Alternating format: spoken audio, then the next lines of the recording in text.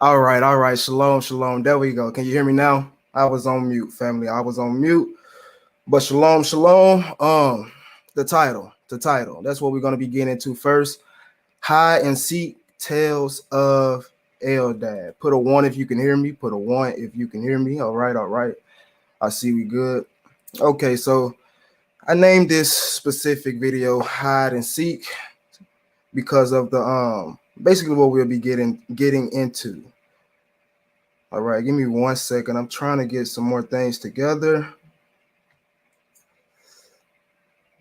All right, so again, the title of the video is Hide and Seek, specifically because that's what we'll be doing. We will be looking at hidden information and seeking it and understanding what it means, specifically dealing with the tales of Eldad the Danite. Whenever dealing with Eldad the Danite, scholars usually say he was an Ethiopian Jew and associate him and his story with Beta Israel in East Africa. But once we start to get into these other translations, we'll see something a little different. And even over the last few months, I've been bringing out information about Eldad the Danite, but I just want to bring something out that'll solidify why I say he was in West Africa, specifically the Kingdom of Ghana, and how that whole tale of these Israelites migrating into Africa was into West Africa. All right, they did go into East Africa, but that's not the end of the story. So we're about to go ahead and get into it, man. And just want to give a special shout out to the people that helped me translate these specific pages from this book right here, Archives of Moroccans, or the Moroccan Archives, 1906. Want to give a shout out to my professors at the university, as well as those sisters over in Europe, all right, the Bantu sisters that's over there in France, that's in school, that was able to help me out. So again, this is why, it's really good to connect and guess you can say vocalize and talk to and get to know other Israelites within the community, because you don't know, how these people can help you and in different ways. All right. Like I say, I did have people in this truth, in this community and in different countries help assist me with this translation of this book, as well as my professor. But we're going to go ahead and get into it. So the way this is outlined, I have everything specifically outlined or highlighted to the left from the book, and what you see on the right is what's highlighted. All right. So whatever you see on the left that's highlighted is what will be on the right. All right. So we're going to go ahead and get started. And we will be getting on page 63. I believe this is beginning with chapter 5. All right. But we'll get into it, brother. I see your comment second next to this. I see your comment. We're going to get into it. We're going to show you who Eldad the Danite was. All right. So get my laser point out, and we're going to get into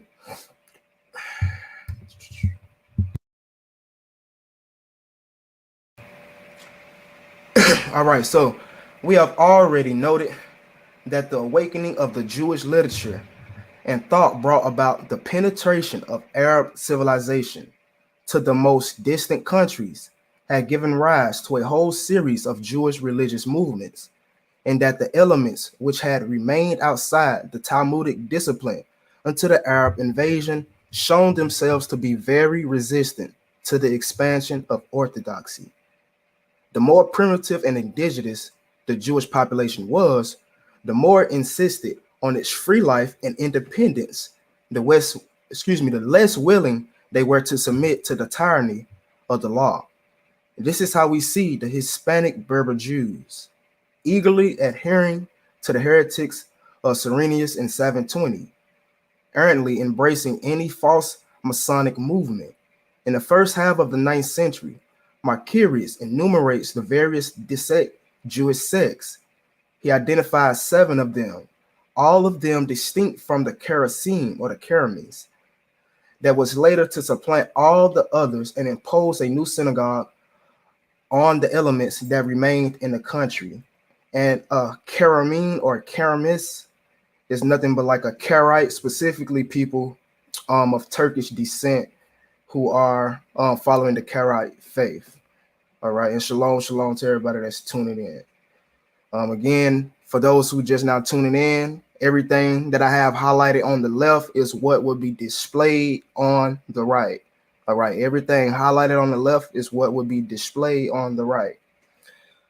Among these sects, there is one that has a distinct ethnic character, that of the Maghrebia, the Jews of the Maghreb, or at least the bulk of the indigenous Jewish population, are thus considered by the Arab historian as a distinct fraction of the Jewish people, having their own way of believing at the practices, the precepts, and being aware of the distinct or of the distinction between themselves and the Talmudists. So right off the rip, we're starting to see a distinction because it's letting us know that these Jews in the Maghreb have a distinct tradition from those of the Talmudists. All right, those so-called Jews that adhere to the Talmud. The other thing is to investigate what specifically was the divergence between the Talmudists and the Karaites and the Maghrebia. All right, what were their fundamental beliefs at the time? The passage from the Maimonides, which we quoted above and which dates, it is true, from a latter time, confirms the penetration of the oral law to the interior, but the latter is considered there as adapted to the morals and the customs and concepts of the Jews established among the Berbers. It must, however, be presumed, and we are going to have a striking proof of this in what Eldad the Danite would tell us, that the cult of Joshua continued for a long time, still in exercise, and the numerous influence on the native Jews or the native Jews' tones of the Maghreb, and that the next to him, the veneration of the Meribah, so refractory to the Karaite spirit, was general in the country, and the Meribah is simply a Muslim teacher or leader. It says the proof of this is in the many traditions reported by medieval and modern authors that relate to the tombs of Jewish saints prior to Islam. All right. The designation of the Maghrebia therefore signifies an ethnic rather than a religious entity, and one can affirm without much hesitation that the first Jewish scholars of Morocco who appeared during the first half of the 9th century were of the Maghrebias. And again, Maghrebias just means Jews of the Maghreb. Such was the case of Jehoiada ben Korich, whom First and Grisette did not hesitate to consider as a Karaite because he expressed himself each time he mentioned the Talmud in his writings, in terms which led one to suppose that he did not recognize its authority.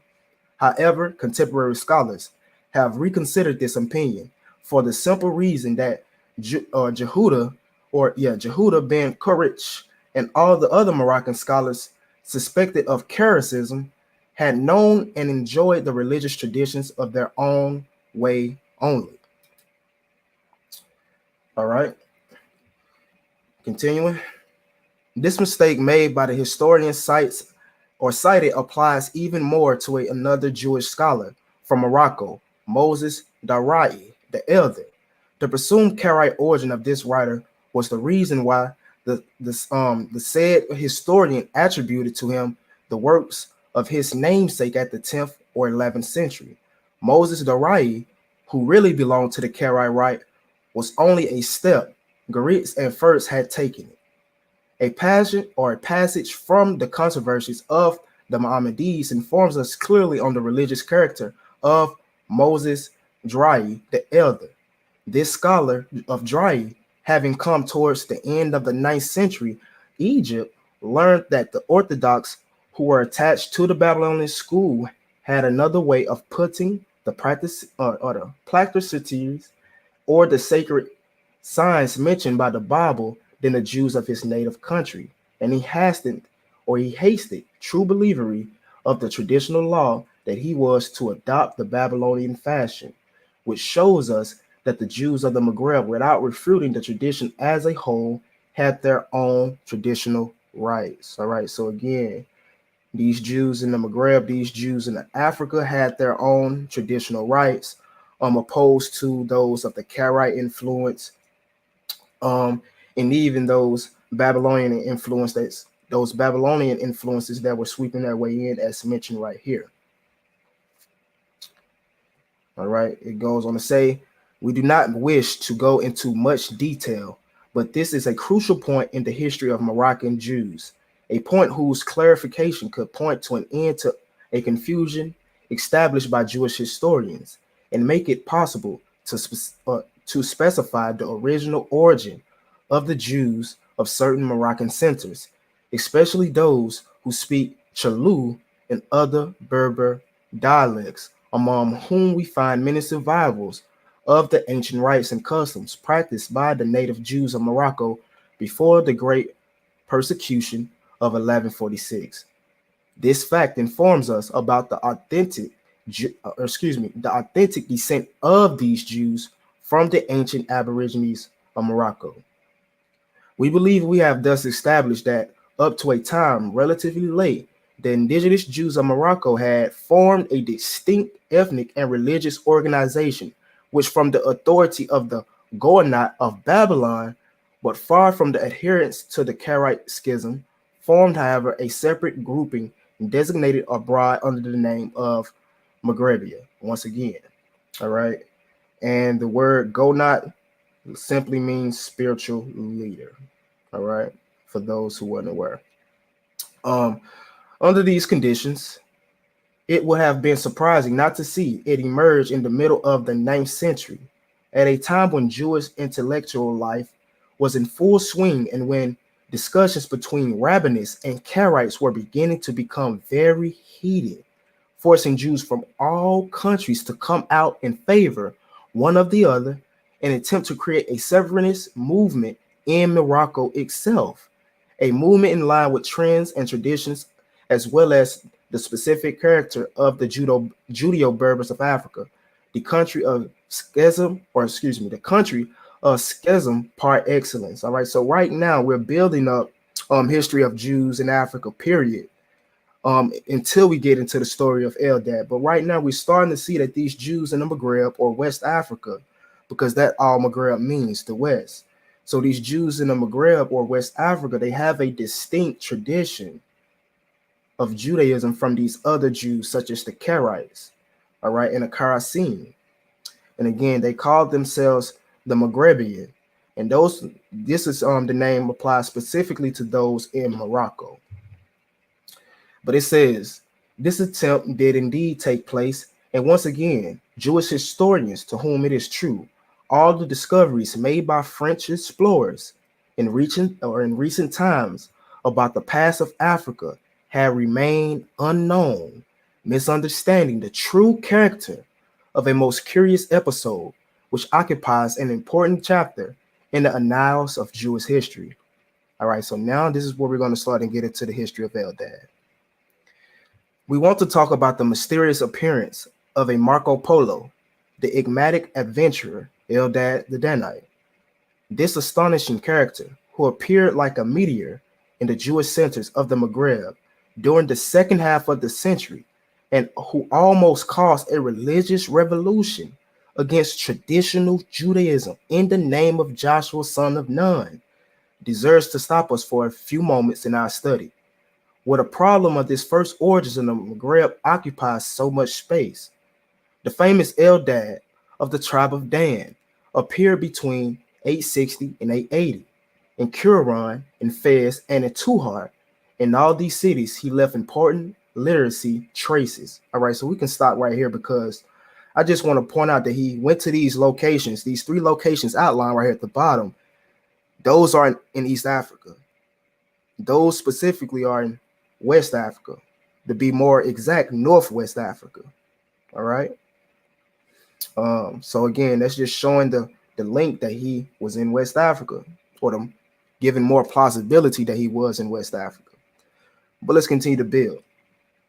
It says all possible conjectures had already been made about this problematic adventurer whose passage through the Maghreb had a resounding impact throughout the diaspora and whose literary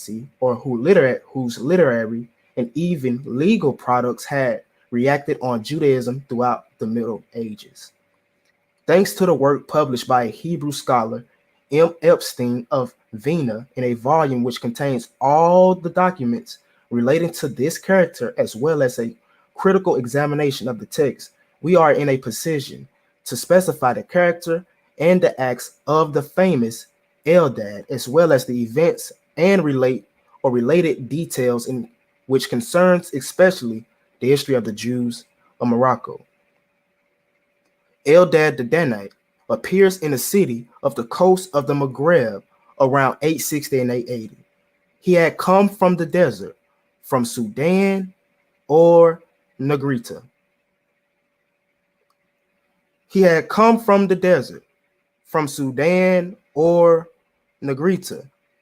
And the funny thing is, we know back in ancient times, and even when we look at these maps, a lot of times Sudan is what is called West Africa, or we see what the Sudan in West Africa. The same thing with Negrita. We see Negrita in West Africa. Negrita in French means land of the Negroes, or Negro land, right? So again, he had come from the desert from Sudan or Negrita and claimed to belong to an independent Jewish tribe of the Danites, one of the 10 extinct tribes of Israel, which he had said immigrated from Ethiopia or Negrita. All right, so it's true, they did migrate from Ethiopia, but they went into Negrita. They went beyond the rivers of Nubia, like the prophet Zephaniah stated.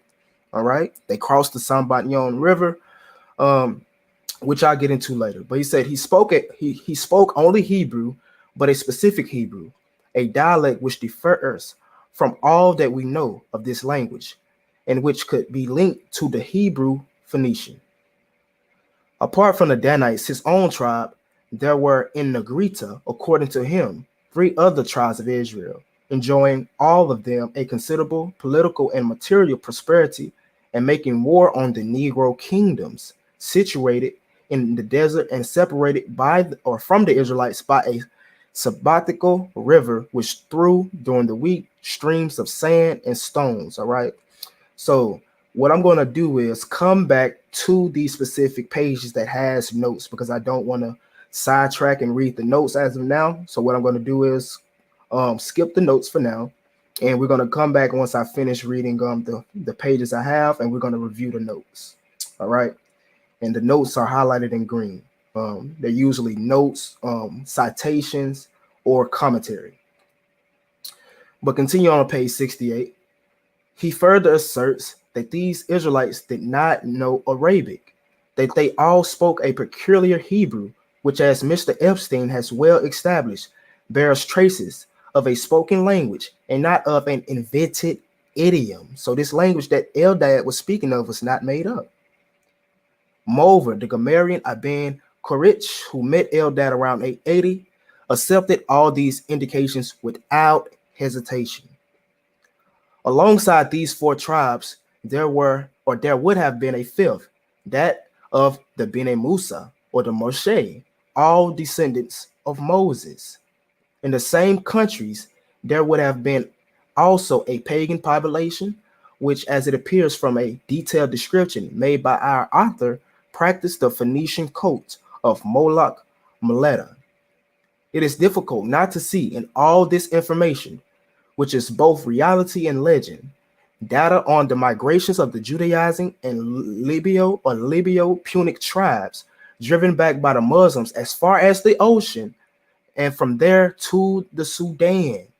Indeed, the existence of Jews' independence in the Sahara around the 9th and 1st centuries is confirmed by the traditions of Kitab el-Adunai that we have already mentioned, as well as by certain indications of other Arab historians, the most important of which is that of Cartas. All right. Again, we will come back to the notes. All right.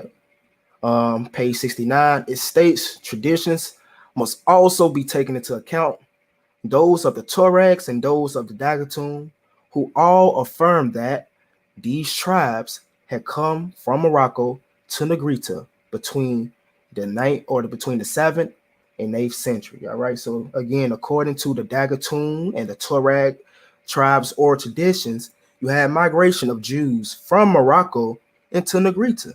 All right. It goes on to say, page 71. We're focusing on the yellow highlighted portion as of now. The populations in question would therefore be at least descendants of the worshippers of the cult of Joshua, which comes from Eldad or traditions, and of the Punic pagans who emerged from the last time from the desert. Indeed, if we extract from their fabulous and utopian element all the information provided by this Jewish Marco Polo, we easily find the basic truth they hide. Eldad certainly visited certain Jewish tribes in the Sahara. He had heard many things said of certain others. He knows it uses and beliefs to the point that Mr. Epstein has succeeded in identifying them with those of the Falashas. All right, so you see what's going on here? But we're going to continue to build on that because Mr. Epstein, as it states, he identified these people with the Falashas. But we're going to see that that was a mistake. So again, Mr. Epstein has succeeded in identifying them with those of the Falashas, whom Hellenic origin with the ancient wars of Cyrenaica had been supposed by us. It is also possible that he confused the Bene Musa with the powerful tribe of the Maasai. All right, and you have a Maasai in East Africa and you have a Maasai in West Africa. So it's very, very important. All right, and it goes on to say again, it is also possible that he confuses the Bene Musa with the powerful tribe of Maasai, which he may have not visited himself, since we managed to identify most of the names of the Negro kingdoms with geographical names of Adar region, which is in Northwest Africa, in French Mauritania, and even in Western Sudan. All right, so the author of this specific book said that he was able to identify the location that Eldad the Danite was talking about in West Africa, not East Africa, as he said, in the Adar region of French Mauritania and the Western Sudan. All right, so we see that over the years, these scholars, I guess you can say, repeated a fable by their predecessors. Again, focusing on yellow highlighted, page 72, it says, we will therefore not follow Mr. Epstein when he refuses to admit that West Africa was the country of origin of the Danite for the sole reason that in this later province, the Jews adhered to the disciplines of the Talmud and the rabbinical schools. There's an error here that one can be just opposed, that which has been accepted by all historians in relations to the Maghreb. All right, so again, the author states, we will therefore not follow Mr. Epstein when he refuses to admit that West Africa was the country of origin of the Danite. All right, so again, when Eldad the Danite was talking about his migrations, he was talking about them going into West Africa. This is powerful. This is powerful. Page 73. Eldad is the only Jewish writer who in all the texts that he reproduced mentions Joshua ben Nun as the only legislator and the only religious authority recognized by the tribes of Israel, so much so that his historian was able to recognize certain anonymous writings preserved in Jewish literature as emanating from Eldad only because they are attributed to the conqueror of Palestine. We must therefore see in Eldad's enterprise an attempt to reform Jewish relations in the Maghreb to resist the invasion of the Talmud, which already threatened Moroccans' Judaism in its time, and the substitution of this Talmud with a code religion more in keeping with the uses and natural traditions of African Jews. Do you all know how long Eldad, the Danite or tradition, goes back?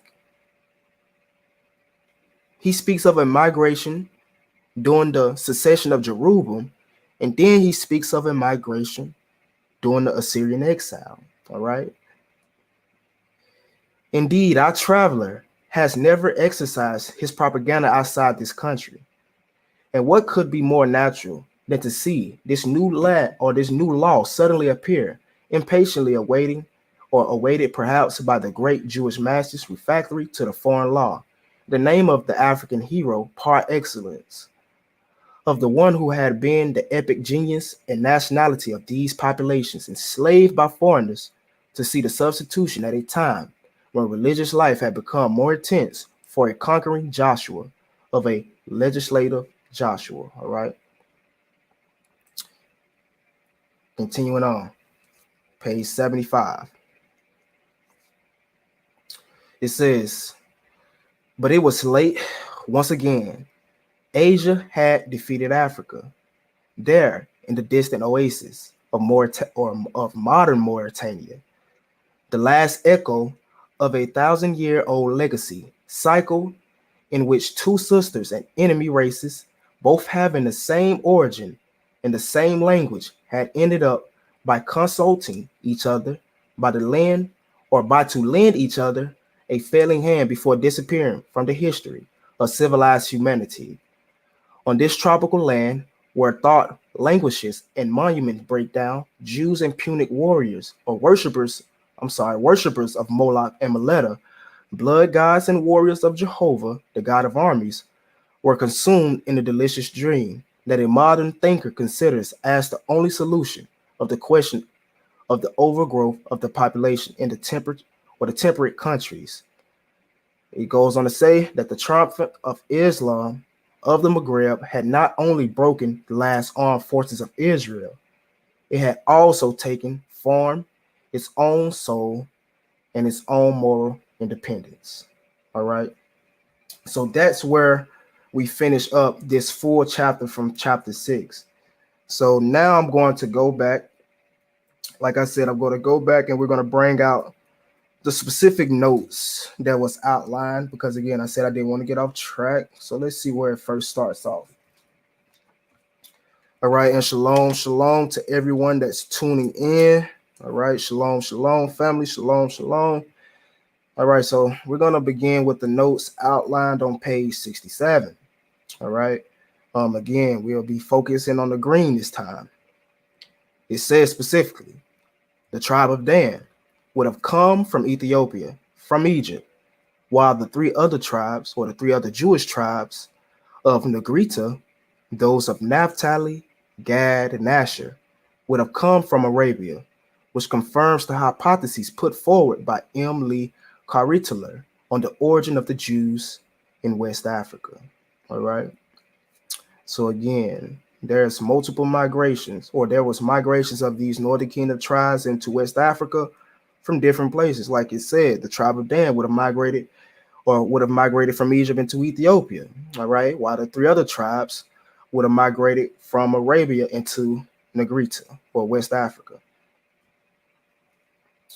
Continuing on to the next section of the notes, page 68, focusing on the green highlighted.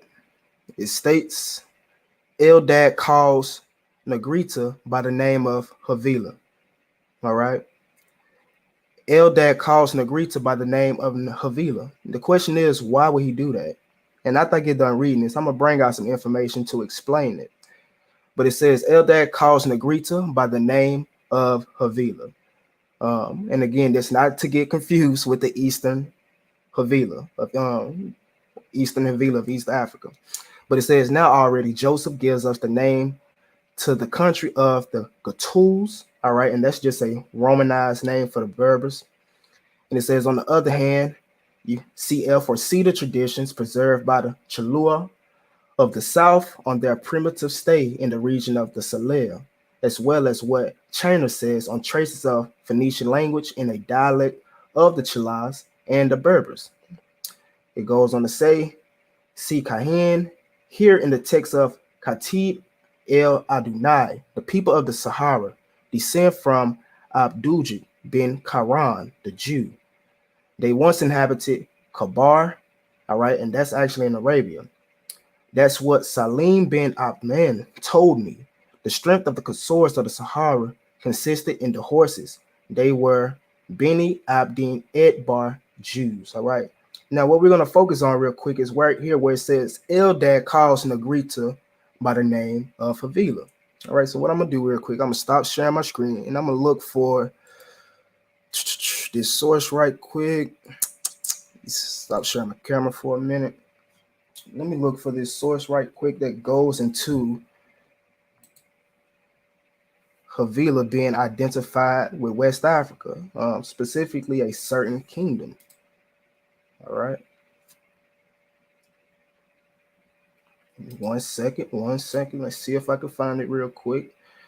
Should have already had it pulled up, but right here, right here.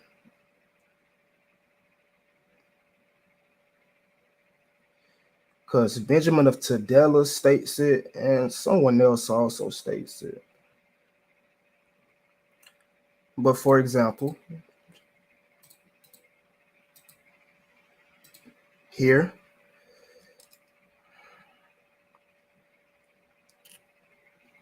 I guess I got to reshare my screen. Give me 1 second.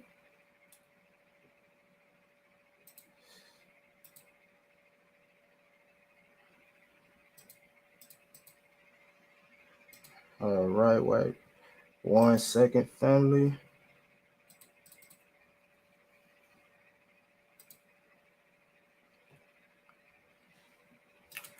All right.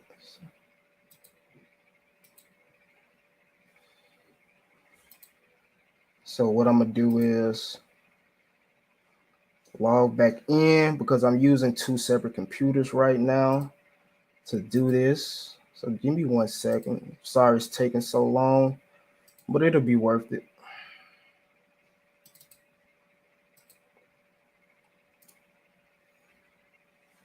All right. So it seems like my laptop is crashed on me. Give me 1 second. All right, it's opening up now. 1 second, 1 second. So we see that Eldad identified Negrita or West Africa with Havila. All right, have we seen that before? All right, we loading up now. All right, so show my screen again. Let's try this one more time. Let's try this one more time.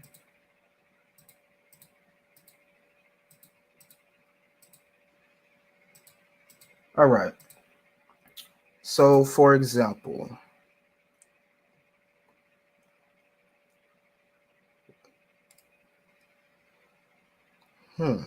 it's really glitching right now. I'm having some technical difficulties. How about this? Let me exit out of this and I'm finna join from my laptop, my other laptop. Give me like 30 seconds. Give me like 30 seconds.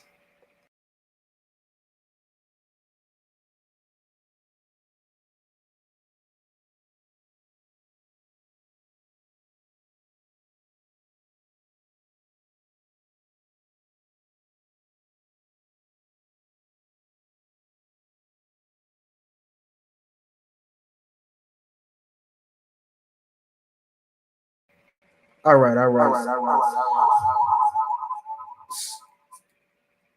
Sorry for the technical difficulties, family, but we're about to get back into it. So, Eldad stated that Havila was West Africa or Negrita. And that's very interesting because we have a source, for instance, right here that mentions the same thing, all right, as it states right here. The itinerary of Rabbi Benjamin of Tudela, translated and edited by A. Asher, Volume 1. It states, from Aswan to Chula, 12 days. This place contains about 300 Jews and is the starting point of the caravans who traverse the desert of Al Shahara in 50 days on their way to Sevilla, the Chavila of Scripture, which is in the country of Ghana. All right, so even right here we have another reference of a so-called place known as Chavila being in West Africa or Ghana. All right, so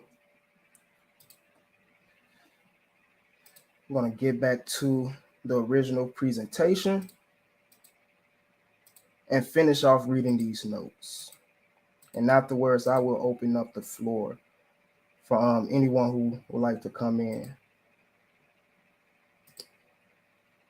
All right.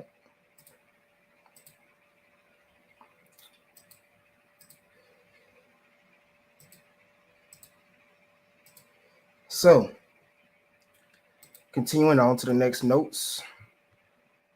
Right here on page 70, it says, Judaism has always been a very influential in, in the interior of Africa, and its origins in these countries probably date back to the time of the destruction of Caesarea. All right, and we already brought out the information of how these Jews migrated to Caesarea or migrated into sub-Saharan Africa around 115 AD after those Roman Jewish wars. It says the religious persecutions of the Byzantine only accelerated this Jewish and Libyo-Punic influence in the regions removed from their dominion. A migration of Jewish, it says a migration of Jewish tribes from Arabia in the first half of the 20th century, which seems to have led to fractions of Philasias, led to the formation of independent populations. This led to the formation of independent Jewish populations as far as Negrita. The invasion of the Arabs in the 7th century threw into the Adar and the course of the desert entire tribes of the Jewish religion, which joined to the tribes originating in Arabia, succeeded in founding at the beginning of the 9th century the first empire of the Sahara and of the Sudan, which coincides with the chronological data of Arab authors. So it's still not showing. Let's see. It's still not showing, they say.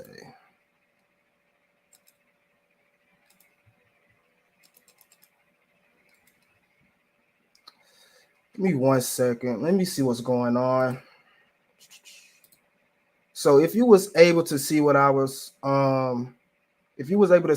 reading, put a 1 in the chat. If not, let me know and I will begin where I left off or start over. So I see you all wasn't able to see anything. Okay. My bad, family. My bad. I do not know what's going on today. I do not know what's going on today. So give me 1 more second. I'm going to leave and come right back in. Hopefully that works. If not, you all know why it's messing up, because we bringing out that real deal information today. So give me 30 seconds again.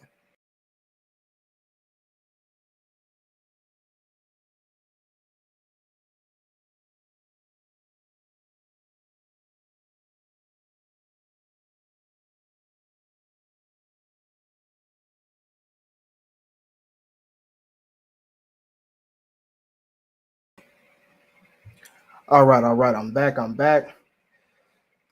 do not know what's going on, family. I usually do not ever have these type of problems, but hopefully we back in action. Hopefully it's working now. Let me know if you can see it once we get up. Let me know if you can see it. Give me 1 second. All right, so can you all see my screen? Let me pull up my phone, see what you all are saying in the chat. Let me know if you all can see my screen. All right. All right, let me see what you all are saying in the comment section real quick, if you all can see.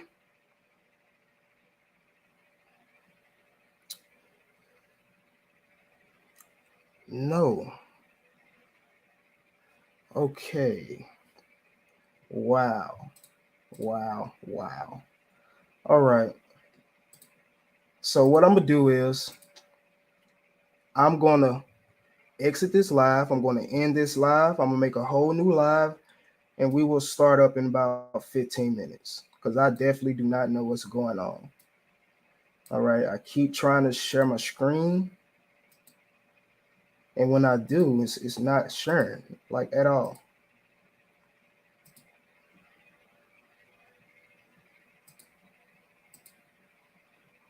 All right, try it one more time.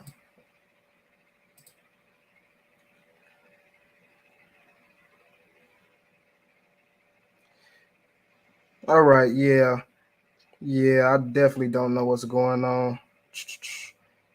So what I'm gonna do is I'm gonna end this live, and I'll be back on in about 15, 20 minutes. 10, 15, 20 minutes. I don't know what's going on. Let me try to figure it out. If I can't figure it out, I will record this offline and upload it as a separate video. All right. But shalom, shalom. Toda for tuning in as of now, but we having technical difficulties. And again, I will try to start this back up ASAP within the next 10, 15 minutes. Okay. Okay. I will send it to you through Gmail. Lion Farm.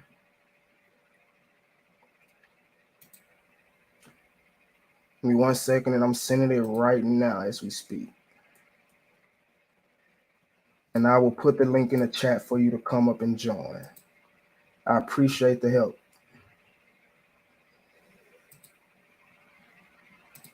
All right, give me 1 second while I send this over to you. Because like I said, I've never had this problem.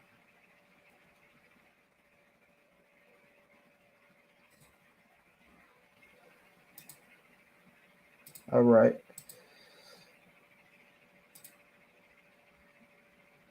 Okay. So I just sent it over. You should see it within the next minute. I'm about to put the link in the chat. The brother is going to come up and share the screen for me, and I'm going to read it off. And I appreciate the help.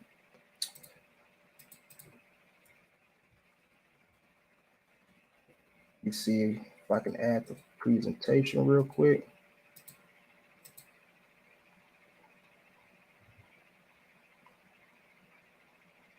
All right. So see if you got it now. You should have it. I'm about to put the link in the chat for you to join so you can share the screen for us.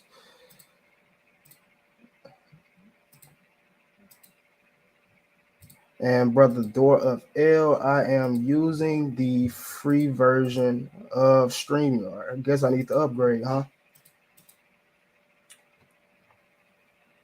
Guess I need to upgrade. If you still in, brother Line Farm, link is in the chat, and I sent you that. Hold around for about 1-2 minutes. Wait for you.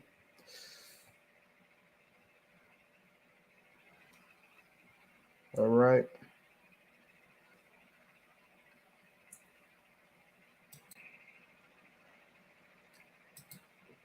All right. There we go. All right, brother, man. I got your email. Can't hear you, brother. Can you hear me? Can you hear me now? Yeah, brother. I can't hear you, but I appreciate you for coming up. Thank you for bailing me out real quick. Can you hear me now? Your mic's probably messed up or something. Can you hear me? Can you hear me? But I did send that to you through email.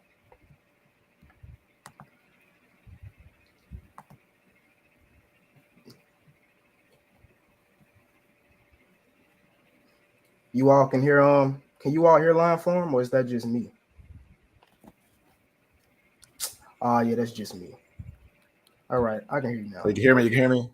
Okay, Yeah, that was just me. I do not know what's going on today, brother. They trying to stop this message. That's what's going on. They trying to stop it, but we about to bring it out. So go ahead and tell me what you want me to do. Okay, go to page 7.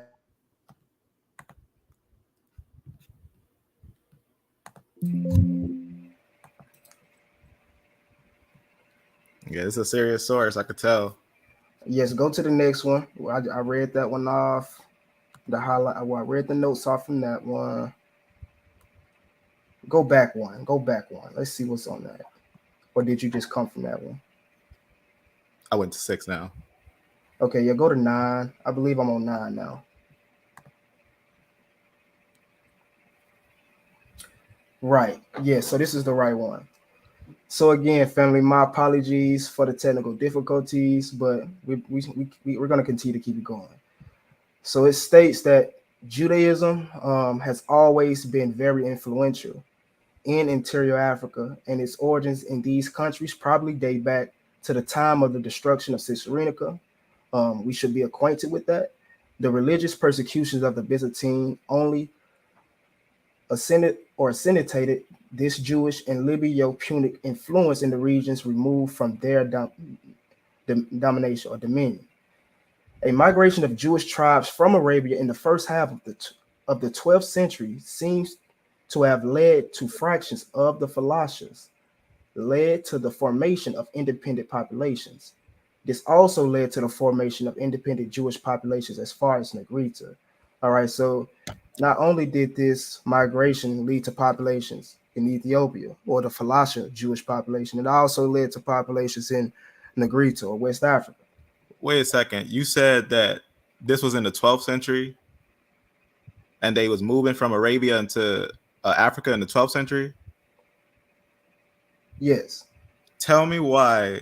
I have an exact source that matches exactly what you're saying. That talks about. Remember how they talk about the Limba that went down to Africa? There's a Right. group called the Rimba, or the you know, they got the different name of those groups, but they have a message that they came down there during the 12th century. That's beautiful. That's beautiful. And that's fairly recent as well. That's fairly recent, yeah. Okay, so continue. It says the invasions of the Arabs in the 7th century through into Adar and the cohorts of the desert. Entire tribes of the Jewish religion, which joined to the tribes originated in Arabia, succeeded in founding at the beginning of the 9th centuries the first empire of the Sahara and of the Sudan, which coincides with the chronological data of the Arab authors quoted.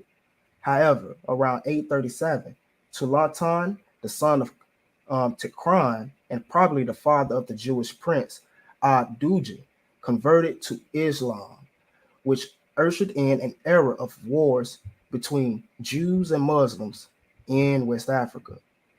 These wars, our Danite knows how to tell them, and only a study made on the spot could elucidate them definitively. It emerges in any case from what we have managed to extract from these remarks that the Jews around 850 to 860 still held firmly that they occupied a territory 200 days march, which does not even, or excuse me, which does not seem excessive if we consider that these tribes were nomads and that their influence was exerted from Kikuya to the ocean. So, for those who don't know where Kikuya literally is in the Timbuktu, Mali area. All right, and this is where Eldad was saying that this empire, this Jewish empire was, and it stretched 200 days march all the way down to the ocean, which we know would be um, like the west coast of Africa, basically, Mm, that's deep. or the Gold Coast or things like that. So yes, you can continue over to number 10 now. And again, we're focusing on the green portions as of now or now. So page 71, dealing with the notes, it says the Jewish influence was certainly perpetuated in these distant countries. One find, says M. Lee Chandler, in Sudanese Mohammedism, numerous traces of the Judaism which probably precedes it in these regions. Nothing of Jewish rites has survived, but is that true? But the entire religious history of the Muslims of Senegal and Niger is based on that of the Hebrews. Finally, the conquest of Futa by the Palouse, all right, and we know Futa is Futa Jalan, and we know the Palouse are Fulani, who, by the way, attribute their origin to Morocco, gave rise to another very complicated legend in which Ali Bedra, the prophet's son in law, appears as the husband of Miriam, the virgin, and as the lieutenant of Moses, who was sent by Isa in the name of the prophet. Need I add how much this confusion between Asa and Joshua, the lieutenant of Noah, recalls the Judeo-Libyan tradition concerning the struggles between Joshua and the Canaanites, as well as the cult of Joshua that the adventurer Danite seeks to restore. All right, so they're saying that this recants the story that Eldad the Danite was seeking to restore. Oh. We will devote a separate study to it. Among the geographical names given by Eldad and often manipulated by the copyists. All right. So again, Eldad the Danite will give these certain names to where these kingdoms were, but the people that came and recorded what he said, they would manipulate the writing to fit another narrative. As it just said, we thought we could identify a certain number, of which here are a few: Adra, which is in northwest Africa, near Mauritania. Also, Todaminka, which is in, where's Todaminka? I could actually Google that real quick because that is in West Africa as well. I can Also, actually show a map if you want me to go to it. no, it's cool. It's cool as of now. It's cool as of now. Right. But you can go on to the next one because it continues to list off these names of these locations. And again, we're focusing on the notes, and I've already told you all where Kukuya is, and also Cocoon or Khartoum, which is in West Africa. Takor, we also know that is in West Africa, Northwest Africa as well. Tokoler, that's in West Africa as well. Kuba or Kichi, that is in what you can say, I guess you can say near Congo. That's actually a Bantu kingdom. It was a Bantu kingdom.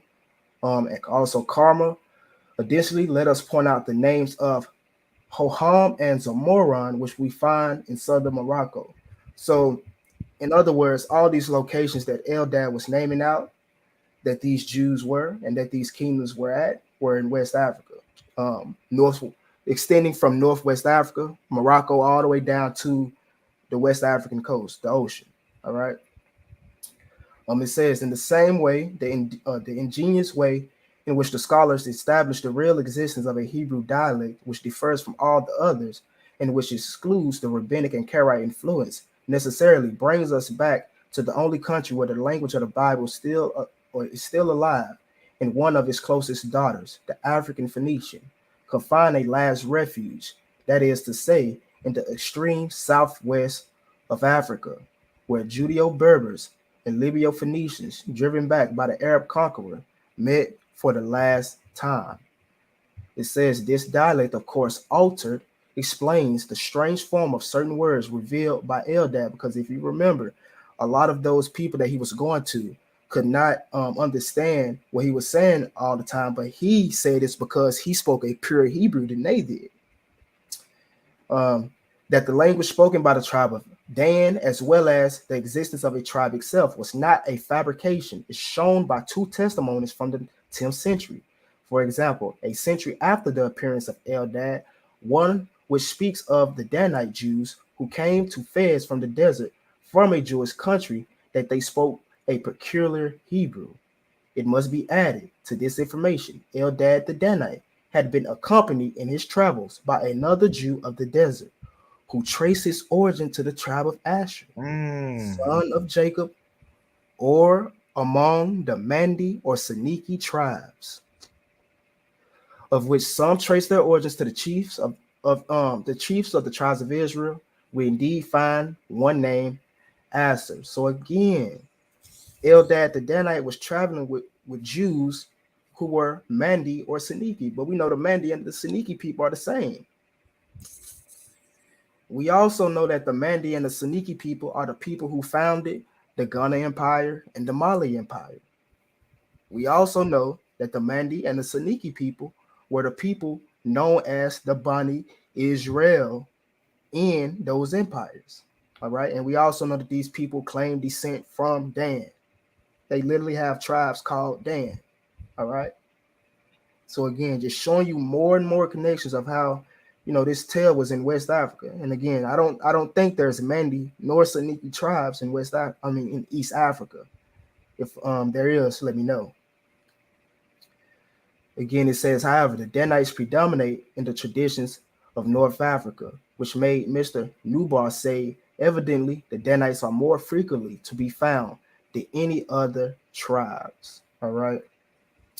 Let's see.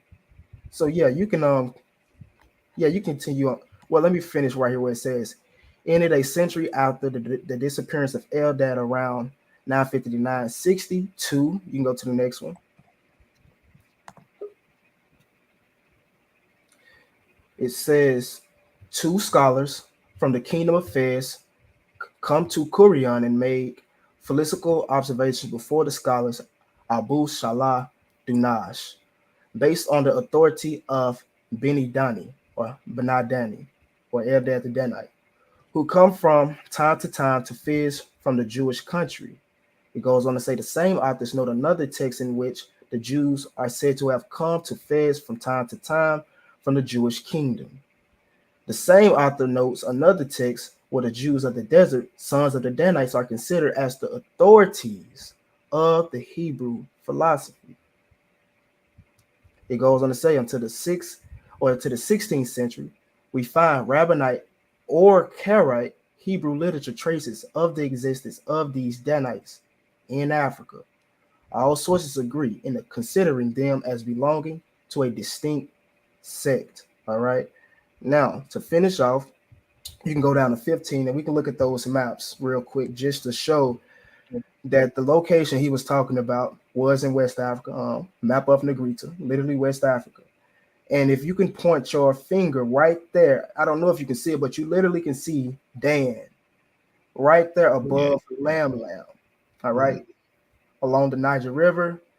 That's also near the boundaries he was mentioning off. So all this right here, as well as stretching up a little bit above towards Morocco, would be the locations Eldad was talking about these Jews had came after they crossed the Saint-Bagnon. All right. And again, they said they stretched all the way from Kikuya to the ocean. And again, Kikuya is on the Niger River by Timbuktu. And again, we see Dan to the right, just bringing more clarity. And again, you can show the next map real quick. Yeah.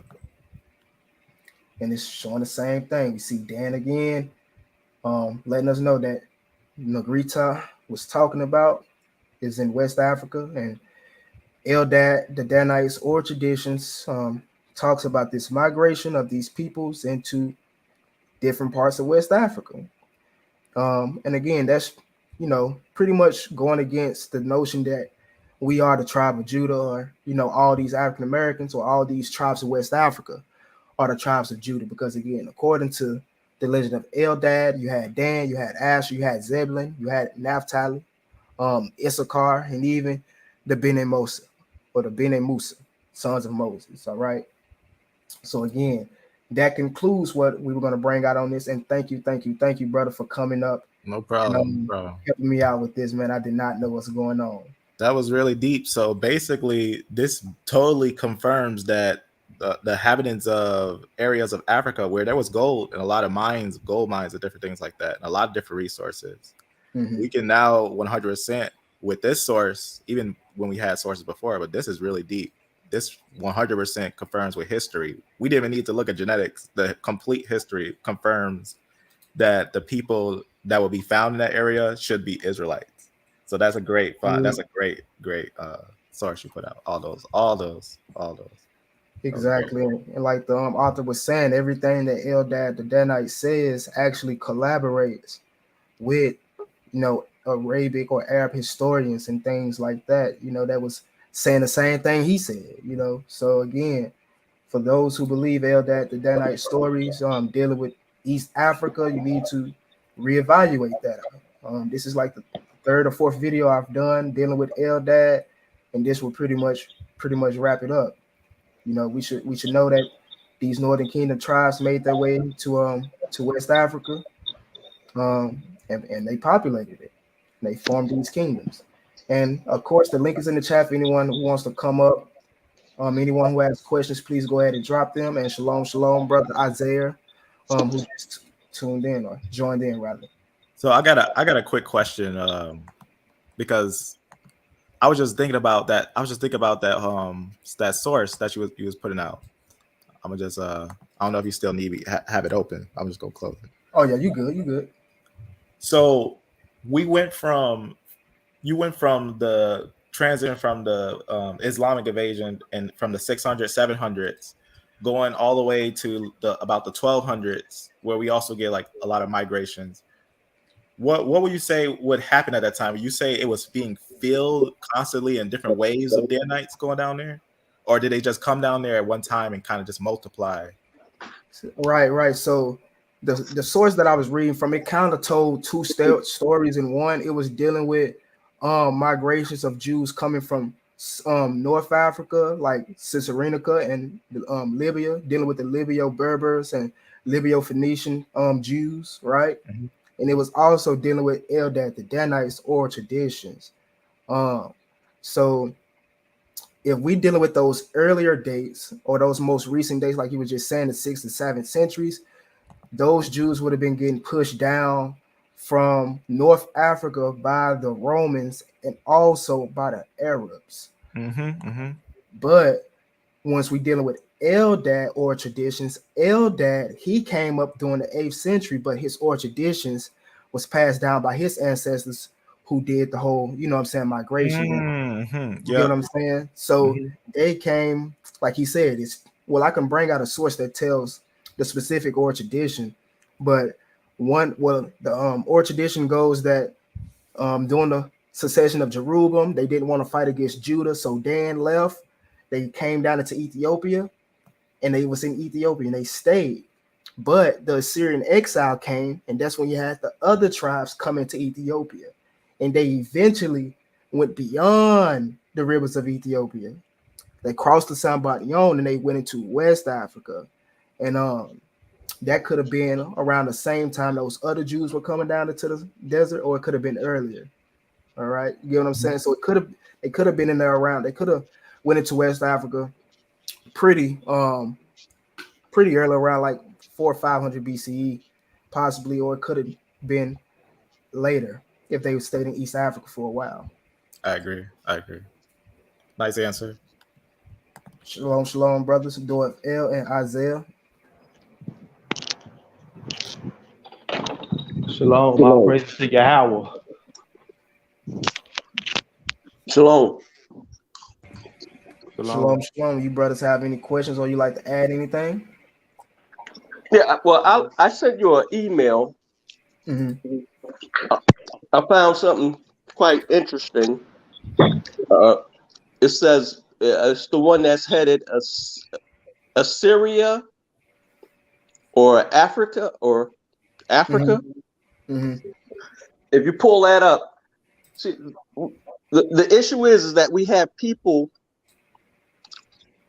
who change names of places when they conquer them, or they switch the names of locations. So if you actually look at that, you can actually get the word Assyria in Africa being the same name. If you pull up that old map, I have a blue circle on the old map where it shows how Africa is spelled AFF, and we know in ancient documents F's can also be S's, especially in the Latin when you're dealing with Latin language. So that word could actually be Assyria. Mm-hmm. So, so you said, are you suggesting that Africa comes from Assyria or whatever? I'm saying that the name could have been conflated to have been Assyria, but they changed it to Africa. Right, right. So I would say that the name Africa comes from the sons um of Abraham by the name of Ophir. Neriyahu, Mm-hmm. where you at, brother?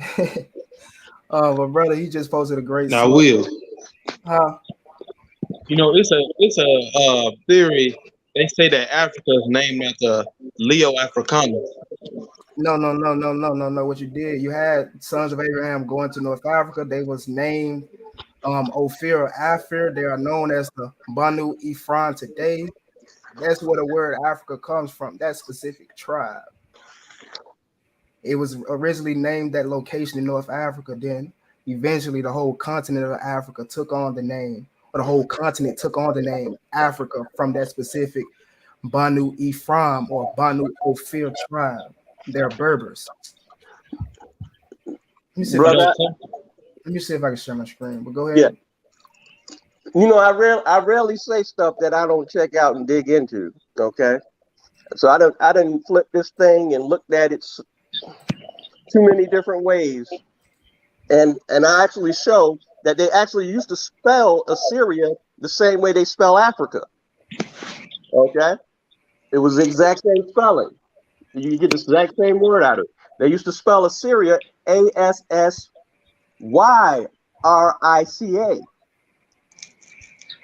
So you saying Africa is named after Assyria?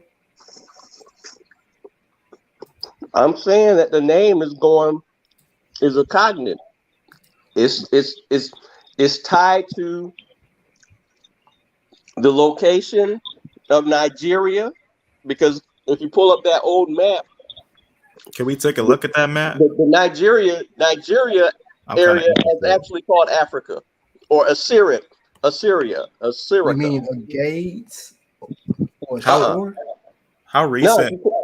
you pulled up the map yet? Yeah, I'm looking at the map, but what I'm It's it got saying it got is, what I'm it's in the saying blue is, circles. It's in the because blue circle. yeah, What? I'm looking at it, but what I'm saying is the name. There's a tradition of where the name Africa comes from, and that's from the Right, sons of Shem, that right, I moved was into gonna say that North too. Africa, right, fam. and that specific tribe is known today as the Banu Ephraim. right. You're not wrong. We're not in disagreement with that.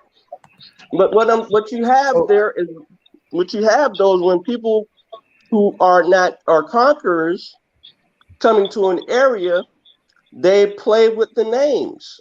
Okay, they so add letters. let me ask you a question real quick, Mhm. and you can And go you can into go into it. uh-huh. If it was originally named after the Ophir or the Afriki people, are you saying that? What are you saying basically? I'm saying the location. It's the location. It's not dealing with so much as yeah. You name the location comes from an eponymous ancestor or a deity. Generally, that's how names or locations get their names. But we're in agreement because even they're saying even I found another source that says Suri is also one of the grandsons of Abraham. Where and this is coming from the Islamic writings where it says Siri is where Africa got its name from, or Hmm. excuse me, Assyria. Assyria got its name from from Siri, I think one of there's the some meat to grandsons. this. One of I the, think we should look at the map because I wonder what year was that map actually oh, made. it's an ancient map. It's an old map.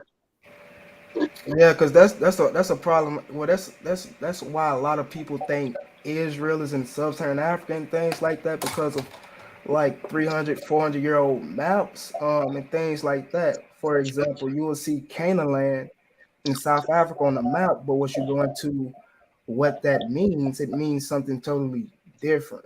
Right, Of right. course, what's going into the Bible. You got I'll see if natural I can pull up history. those maps real quick that he sent me from my screen shares. Oh yeah, I forgot your screen was acting out.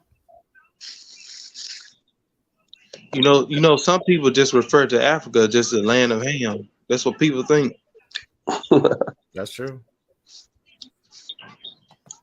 They just say that it's that, but we gotta also note the time frame, the changes that happen throughout the land. Right.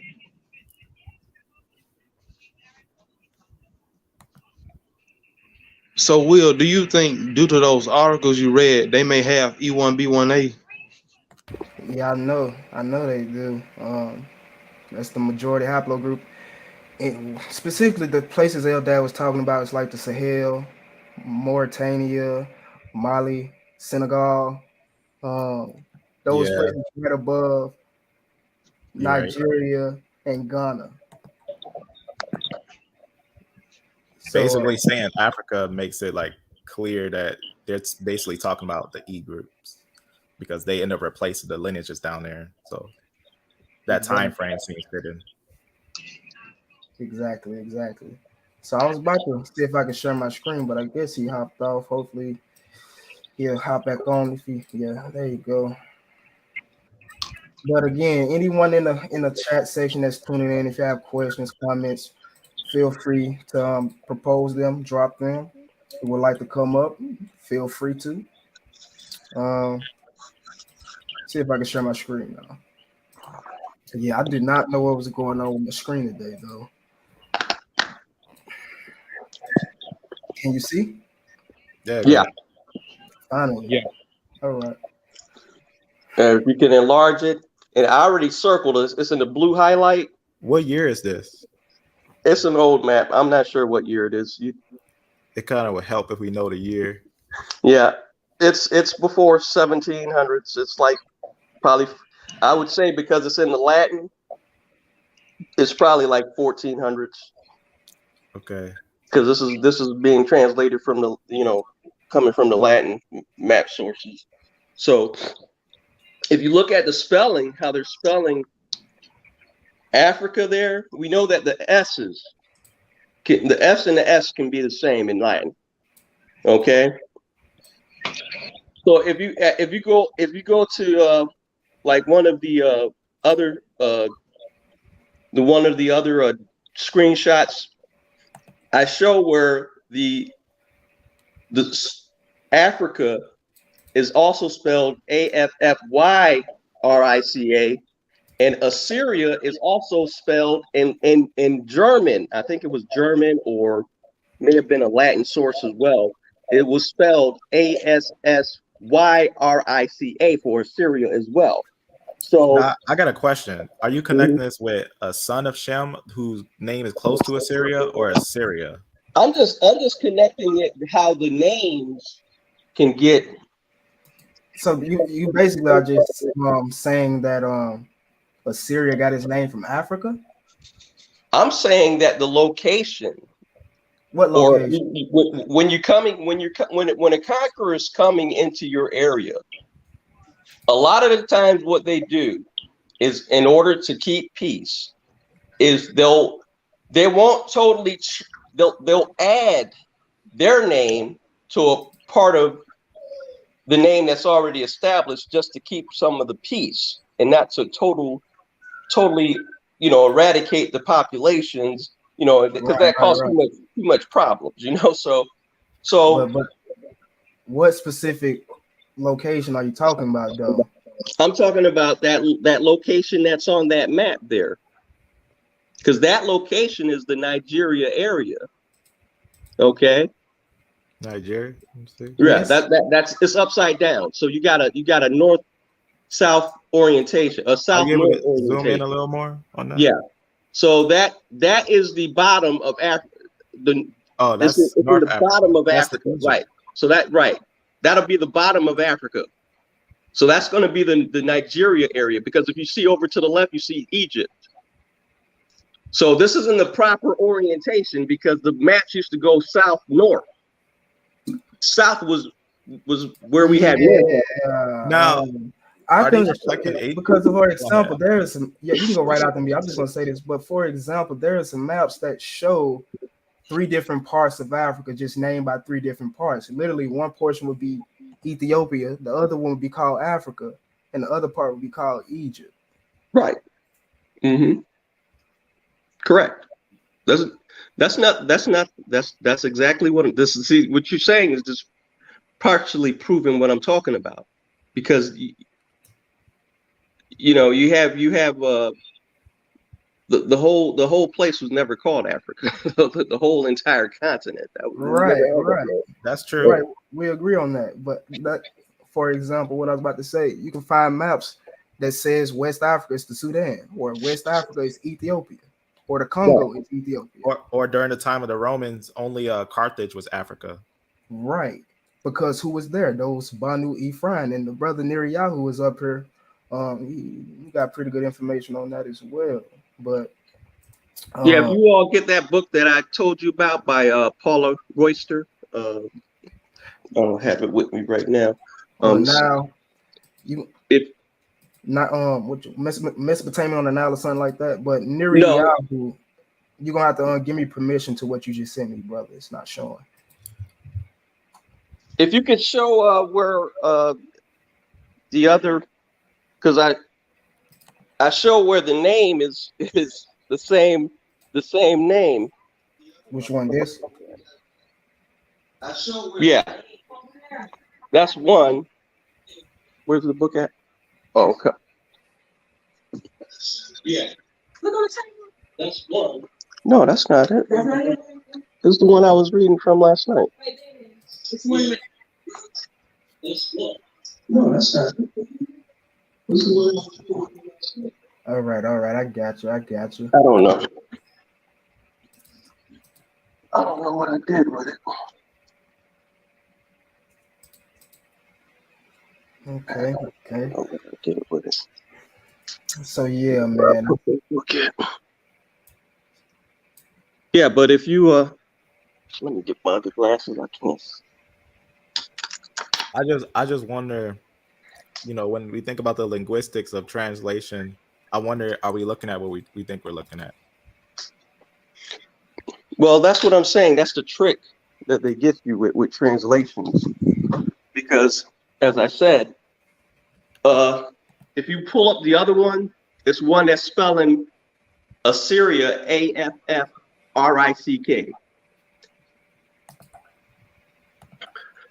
And what I'm showing here is that because of Latin, F's and S can be interchangeable.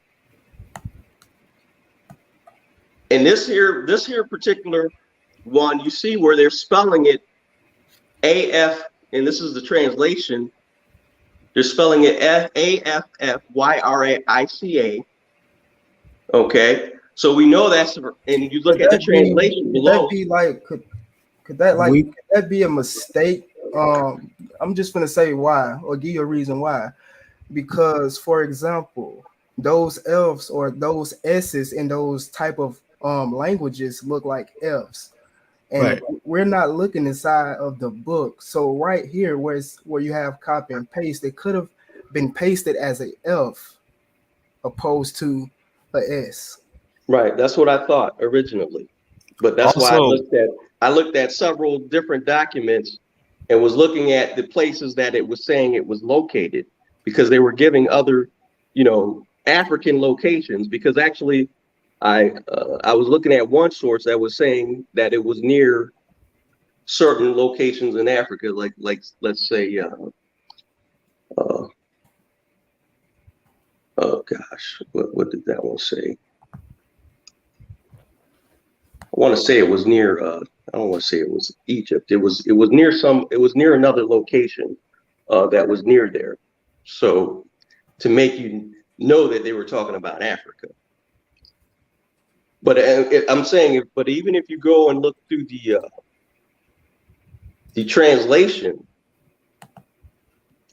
it will still put Assyria being spelled, because in some of them, when I was looking at that, how they were spelling it there, they did count that as Assyria as well. That's spelling with two F's. Okay. And then on some of them, it was counting it as Africa, which is what I'm showing here.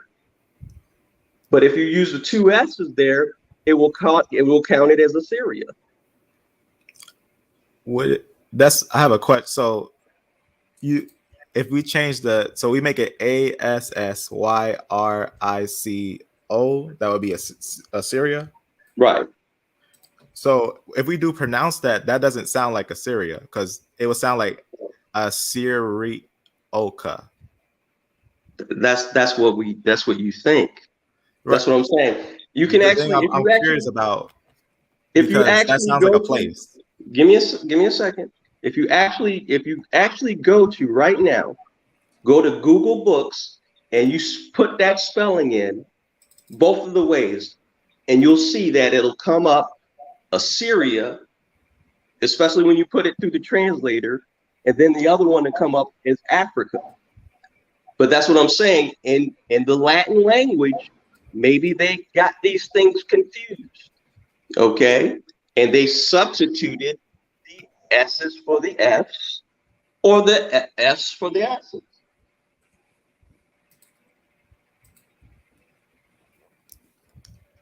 The only thing I'm curious on, what are we is this gonna be on the sons of Shem, or you talk about Assyria, like the nation of Syria? I'm not even going into that. I'm just showing the fact that a lot of the times that place names that we are assuming are in one location, and like I said, if you get the Dr. Paula's book, the methodologies, the diaspora methodologies, can't remember that. I don't know where it's at right now, but if you get that book by her, she goes through the fact that Ptolemy changed the maps. All the maps, there was a lot of forgeries of maps in the time of Ptolemy. It's very expensive to make maps. So you had a lot of forgeries, and then you had the fact that Ptolemy was changing the maps and changing the original orientation of the maps, which was a south-north orientation instead of a north-south orientation like we have today. So a lot of that stuff gets conflated. We thinking the location is one place, because I even found a map actually, because how I was thinking is that, okay, if we flip the map where the bottom of Africa is actually south to the north, like it's supposed to be, because everything is based upon the Nile River running in a south-north. So if you flip it right, it's going to be running correctly. If you flip it upside down like it's supposed to be. So if we're looking at that, and I actually found a map where it actually puts, I was assuming that if east would be on the left if we flip the map upside down. But no, I actually found a map where they're saying that east would still be in the current location east, which we would think would still include China. That would be east and all that still. So that blew my mind. I was like, man, because I always thought it would change the orientations of the cardinal points, but it doesn't. And that's a I think that was a Mercator map, I want to say, that it showed, even though it was upside down, they still counted everything in the right orientation, where east would still be to your right and your west would still be left. Now, I wanted to say this. So if because we know Latin was a linguistics that was used in the 5th century BC to, like, just like you said, up to the 17s, all that. I wonder, are they making a map illustrating something of old, or are they making a map of current time? Because if they're illustrating something of old and it's relating to a son of Shem, that would be interesting. But if it's a map that's reflecting on the past, because sometimes they do that, they'll make modern maps but reflecting the past. And if it's reflecting Assyria's territory, it would make sense that Assyria would reach down there, because Assyria's territory goes down to Egypt. Also, are you saying that what's on the screen is saying Assyria, that AFFY Rico? No, what I'm showing there is because if we use the logic that F's can be S's, maybe even in the translations, because sometimes Greek didn't care about getting stuff right all the time. Greeks didn't care about getting stuff right all the time. They would, they made a lot of errors, and they told a lot of lies as well. So what I'm saying is that, all I'm saying basically is it's very compelling how the area or the name could be either Africa or it could be Assyria, based upon how they're spelling it. because like I said, if you actually go to Google Books, you'll pull up the spelling, Yeah, and that's what it I'm doing shows. right now, and I'm translating what it's saying. Right. That's what I was gonna say. Can you go back to that original, what it says on the original map? Because maybe someone typed that, but I'm curious on what it said back on that map. No, It That's that's the says spot right there. that's AFFIUA. an ancient map. Yeah, that's no Y. So it's AFFRI. It looks like Yeah. other either C or R. No, that looks like a Right. A? C or CA. Like it's Right. AFFRI. Almost look like a R or a CA. Right. So let's try it. Let me now try that, because I couldn't find nothing with that extra Y on there. That's what I said. They'll drop letters though. See, this is what they do, especially when they're trying to hide information. It's like I said before, Chad could be a cod. All he did was drop the A in front of it. And it's And still, it could be a card of the Bible. right. It could be, yeah. But that's It what I'm could be. saying. If we saying these things, we have to Now be able that to, makes a lot of sense. even if it makes sense, we have to be able to show this presence. We have to be able to sustain that. We have to be able to provide evidence that this is it. Like when it comes to me, showing that the Levant is the location of Israel. I brought out tablets. I brought out, other sources from surrounding nations talking about Israel being in a location and things like that. So we have to bring forth archaeological records, findings, and things like that to show that these places are right here, and not just because it got a name, or just because it has that name doesn't necessarily make it that actual location. That name could have came way later. Also, we know the indigenous people of West Africa were Hamites and B markers. They ain't Right. got nothing to do with Shem. The genetics kind of makes it complexes the picture that, when we first look at things, it looks like, most of the group is in Africa, but there's a meaning to all why that group is in Africa and why it dominates the areas of Africa, especially the Iron Age Bantu group that started to dominate the more Stone Age and Iron Age or Bronze Age group that was in Africa, because the Bantu group was iron, and as they moved throughout different areas, they conquered different areas, because obviously iron is stronger than brass and rocks and all that. And So the Bantu group conquered all those areas recently, and genetics actually showed they wasn't actually native to Africa, but it was a recent group in Africa.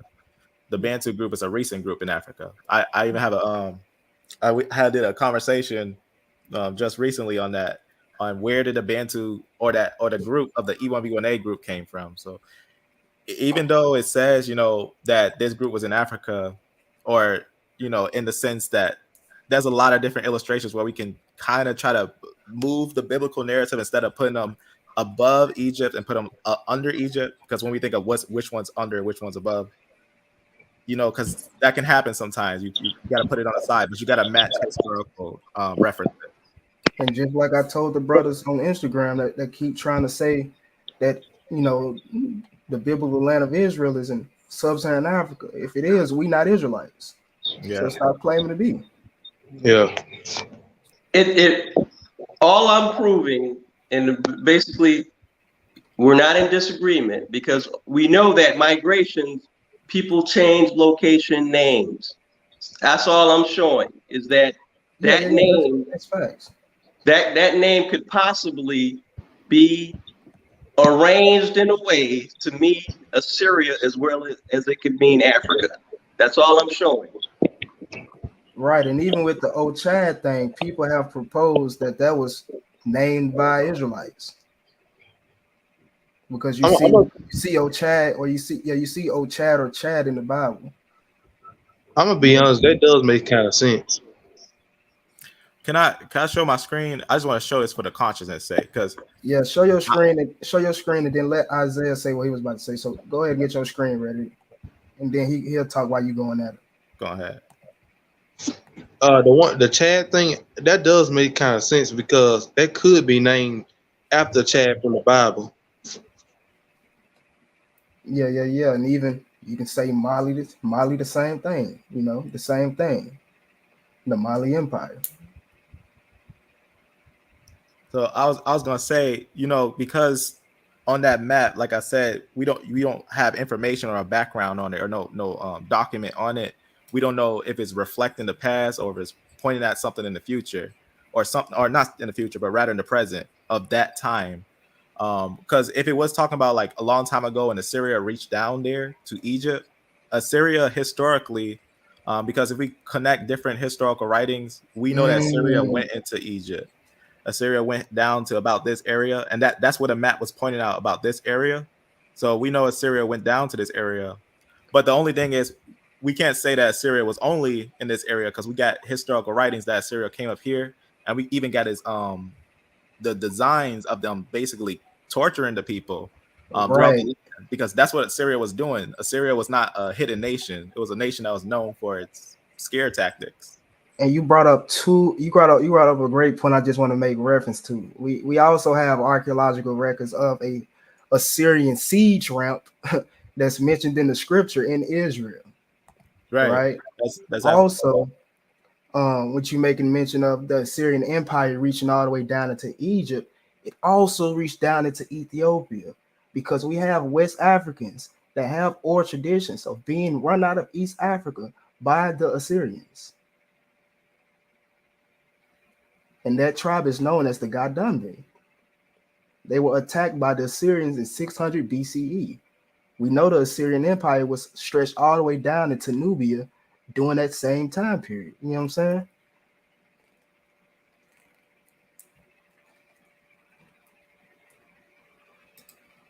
So, did anybody else want to add anything, including the people that's in the chat, have any questions, or anything?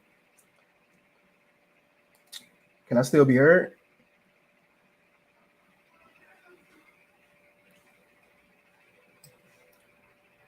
Hello, hello.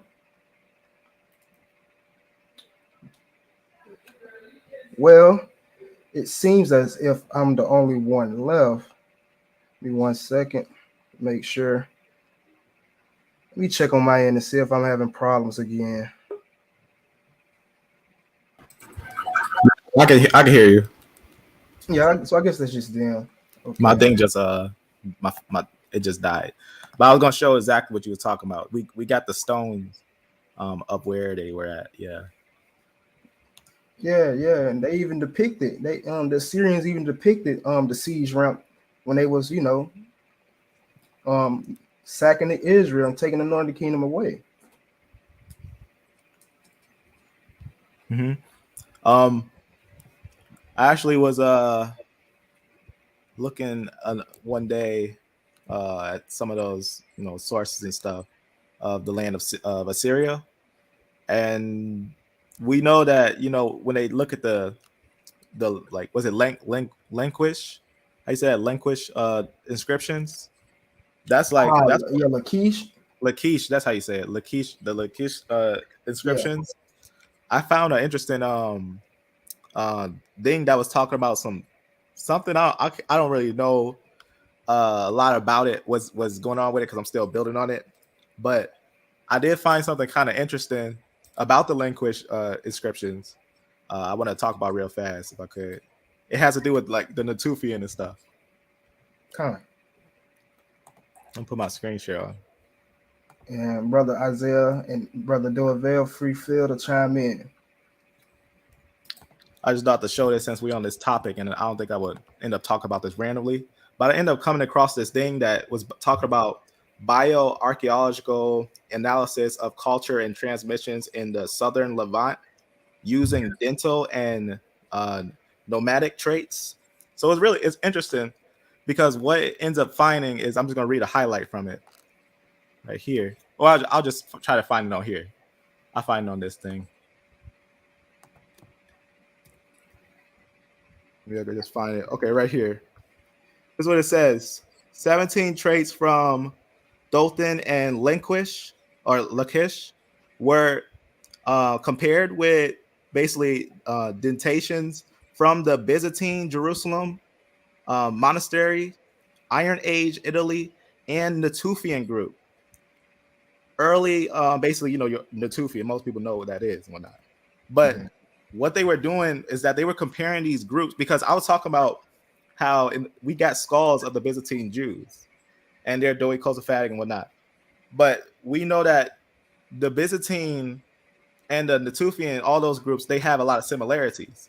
So for them to pick the Natufian and compare them with the Linquish people, they find some interesting stuff when comparing these. But I wanted to show you that. Exactly. And also the Natufian skulls, they sit in between dang, what was it? I know they're very close to Niger Congo's skeleton remains. Mm-hmm. I mean, or Niger modern day Niger Congo groups. And also the prehistoric Northeast African. So that's what the Natufian skulls actually link to. That's right. That's right. And it's just interesting how there's still other builds on it too. I had to. I don't usually, how I am. When I find a source, I try to go more into the source and find more information. And here's another one that says population continuity or replacement at ancient Linquish or Lachish, a dental affinity analysis in the Levant. And they talk about that. What they're looking at is, they say they compare the data in both groups with European and North African comparison, and pretty much they find some interesting things. I haven't looked at it enough to go into it, but I Mhm. wanted to show this. Maybe there's something to go over, because they found 1,500 skulls there, right? They should pick up some genetics or something there. You know, that's a Definitely. 1,500 people there, but you never seen a paper come out like, here's the genetics of the people at Lakesh. But Right. we know they have skulls there. They can easily go into the ear and get the genetics, but they never want to show it, you know? That's facts. But And we this, know why. yep, go ahead. No, I'm just saying that's facts, and we know why they don't want to, pull those genetics. Hmm. So they look at the African, and that African, what they would talk about was actually the Tufians that they were put in with that group. Um, there's obviously more. I'm pretty sure there's more to it. Like, you gotta request the whole PDF and everything on this one, but I'm sure there's a little more information to it. But I wanted to show that's what it's, because that's talking about what the Assyrians did, to the Jews, which was in the area of, you know, The even if quiche, we and put the like you just brought out, that's very, very important. Like you said, those skulls matched the Natufians, and even you take it deeper, there's even another connection to so-called sub-Saharan Africa, modern day. yeah, yeah, that's why looking at the information a little more direct might bring some light of understanding, because the Tufian, those are those said African groups that are actually groups that would be those groups that would be largely in Africa now. Right, right. That's But facts. it's obviously it's one of those things that I think requires a little more going into, because we know that that was a connection of Israel and Assyria. We have no doubt that that's a connection of Neo Assyria. That's also important You too. even not to Go ahead. not to cut you off, but you had Assyrians. You had the Assyrians. They were the ones who allotted the Jews in Egypt that land called Aswan. All right. So the Elephantine Jews or the Elephantine Jewish community, they got that land on a grant from Assyrians. All right. That's because the Assyrians were in power during that time. Just to add some more, clarity to that. Yeah, yeah. So I guess even at that map, taking the whole picture that Assyria did stretch down there, and that they did persecute Jews, it's possible for it to have some type of match. But I would want to check with a linguistic first, and I would get someone who's Latin to get a full translation and background check that when that was written, because it could be a kingdom that was there at that time, and it might make sense if we look at the year when it was written. So I would. And Go ahead. I keep cut you off, but you keep breaking up points that's dinging my brain. You get what I'm Go saying, ahead. bro? But it's like that map kind of it'll make more sense if it was to if the map will make more sense or for Syria being in West Africa, when you take into account that there is a history of um Assyrian successor states being formed in West Africa after the fall of the Assyrian Empire. That's true.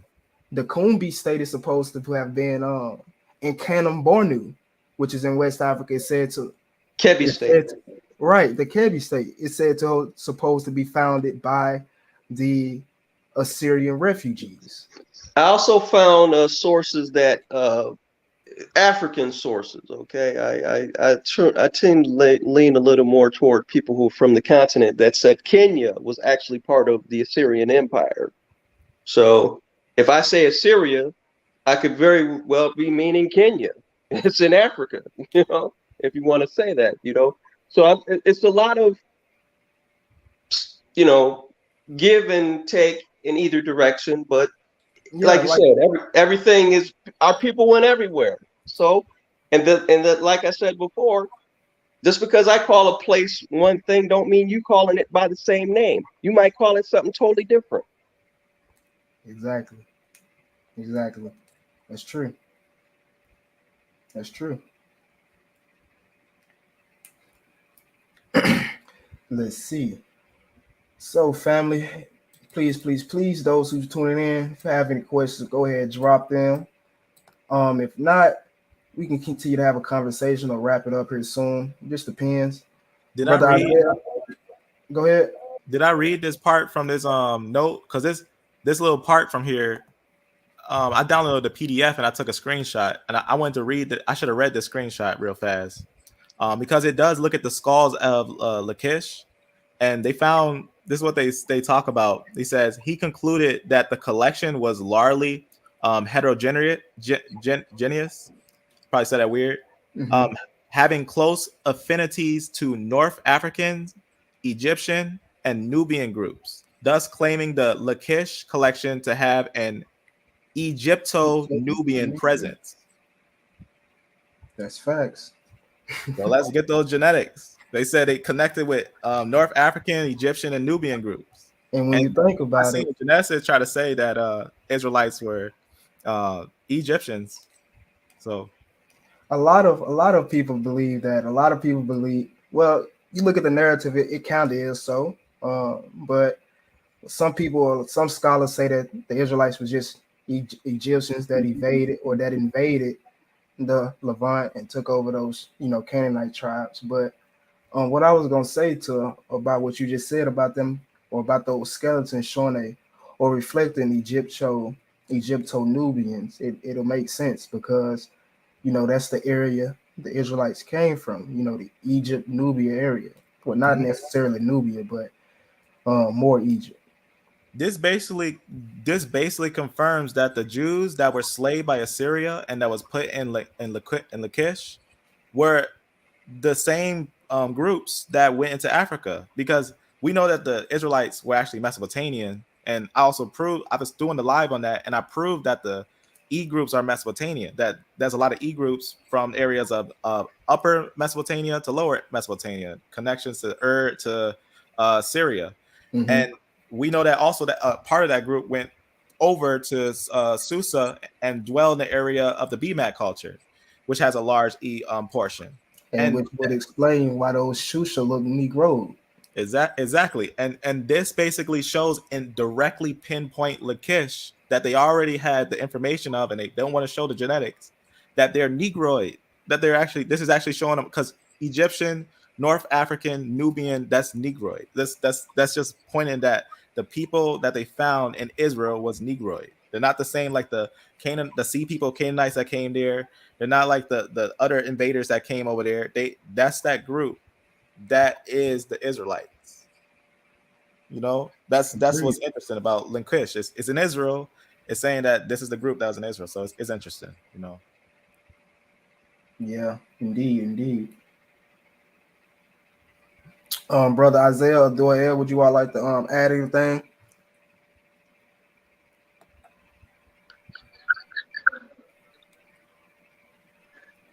No, I'm good on that. Brother Isaiah? I'm good. I'm just listening to what the information is out. Yeah, man. Yeah, man. So again, with those that's tuning in now, we brought out some good information.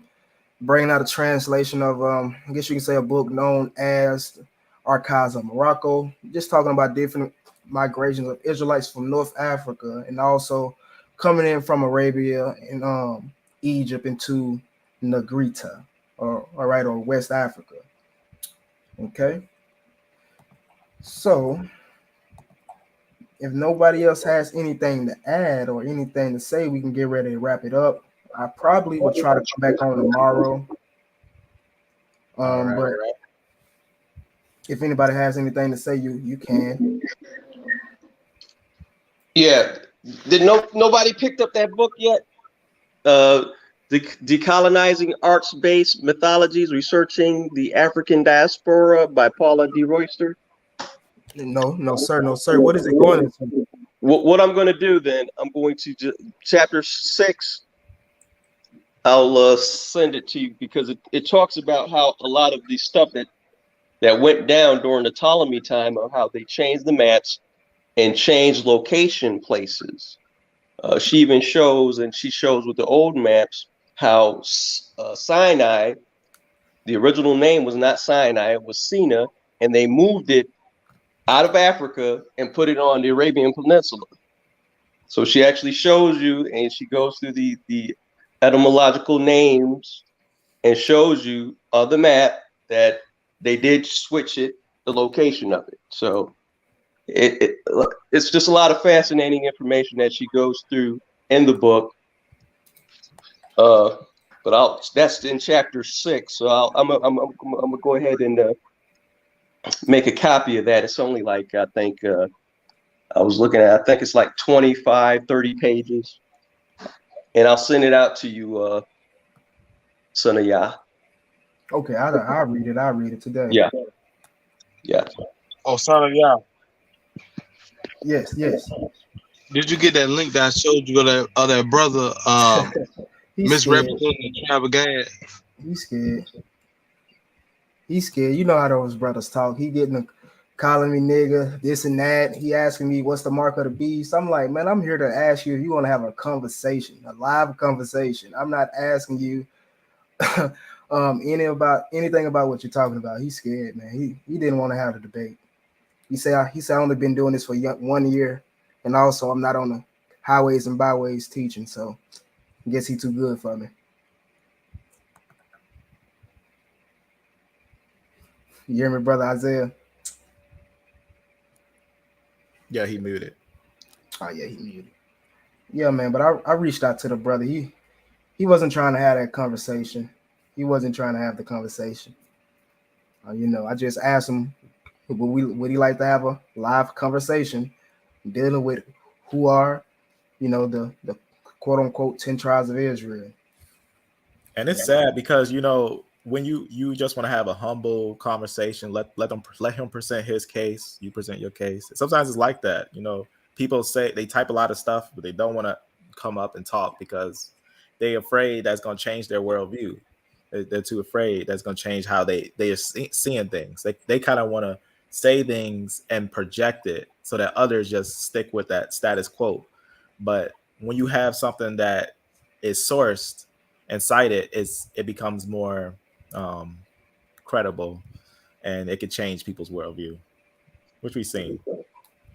No, I just think people are naturally antagonistic, and because this gives them a bit of anonymity, I ain't got to show them a face. You don't know me really, so I get brave and I attack, just out of ignorance because I don't have anything else to do with my time.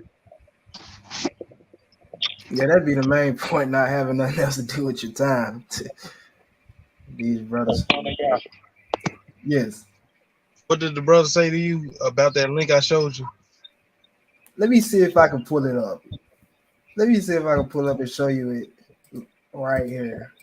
Maybe that'll make him come over here. Yeah, that'll get him a little mad. Make him come over here anyways. Let's see. Yeah, invite him on here. He ain't gonna come, but I will. I'll drop the link into one of his videos. I'm trying to see. Yeah, here it is. Where is the link though? Which one is the link? I responded to one of his comments too. He called me a nigga. Yeah, going off. All right, here we go. See if I can pull the comments up real quick. You probably deleted them. It's sad when they resort to that, to being that low, and they don't have much sources, and they just resort to just attack. That's why I said let's just have a conversation, because he doesn't have any information really. It's interesting when you look at. All right, let's see. It's interesting when you look at that name, because and this is really good. When you look at that name, it's spelled in the German. They spell it Negger. So because the N by itself has a particular meaning. So when you start separating words, because it's just like hieroglyphics, letters are only placeholders for a symbol. So that N could symbolize, I've shown where it could symbolize Noah, because when they teach you in school, Noah is one of they're teaching you your letters, alphabet. Noah is one of the N names that they give you to help you remember it. So the N could actually stand for Noah, or the N also represents the netter or the power. So then you look at the rest of the word, you get Egger. And what is an egg? An egg is an heir. An egg is descendancy. So, Now, son of y'all, you see my comments, right? You see it, right? Well, we're gonna touch on what you just said after we show these comments, brother. Dorville. Now I don't see your comments, brother. Hey, maybe you should I think I deleted this live was live. This was a really live. And I feel like if we gonna end up doing like a little debate, I feel like you should do like a separate cut. Yeah, he wouldn't come on anyways. More than likely, especially once he see I'm live, but true. I ain't gonna do it. But so I asked him, I said, are you willing to have a conversation on this topic? It's a simple question. Conversation on what? You already know what I teach, so ain't no need to debate on none of that. And I really don't know what you teach. And he says, if you trying to come on here with that Native American or not Israelites BS, I find you to be a hypocrite, because on one of your videos you have two Gadite brothers saying that the Americas are known as Arsera, which is in the Apocrypha. And the funny thing is, for people that didn't watch that whole video, you look hilarious, because I showed two Mexican brothers, right? I'm not going to call them out enough. I showed two Mexican brothers breaking down how they believe Arceus is in America. And then I went to the exact source that they said it was in and showed them that it's not in there. Oh. So you only watched 30 seconds of the video and cut it off. You didn't watch the full 1 minute. And I said a conversation on if West African and African Americans are Northern Kingdom, or if Native Americans are. And I said America is not Arceus. I've debunked that already. Second Ezra tells us where Israel went. That has zero to do with America. That's good. I got a question for you. What is the mark of the beast? And I told him that the Gadites were the Zulus. That's why I told that brother. Mm-hmm. That's why he probably made the video. He asked me what is the mark of the beast, and I said, man, don't sidetrack. I was sent here to ask if you would like to have a live discussion on this topic, yes or no. I did not deal with the Black Hebrew Israelite mumbo jumbo, because that's really what they do. You know right. That's the camp doctrine. Yeah, it is. That's why I said black Hebrew Israelite. Right. You say, look, look, nigga, I don't care who sit your ass over here. You are on a very low level, and this my platform. You run your platform how you want, and you just started making videos a year ago, which was really in 2020. So it's 2 years ago.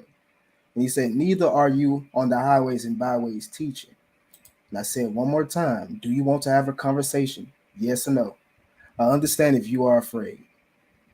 He said, because, and I said, because I don't associate with UBHIs and your ridiculous ideas and talking points. And he said, get off my platform. So I did.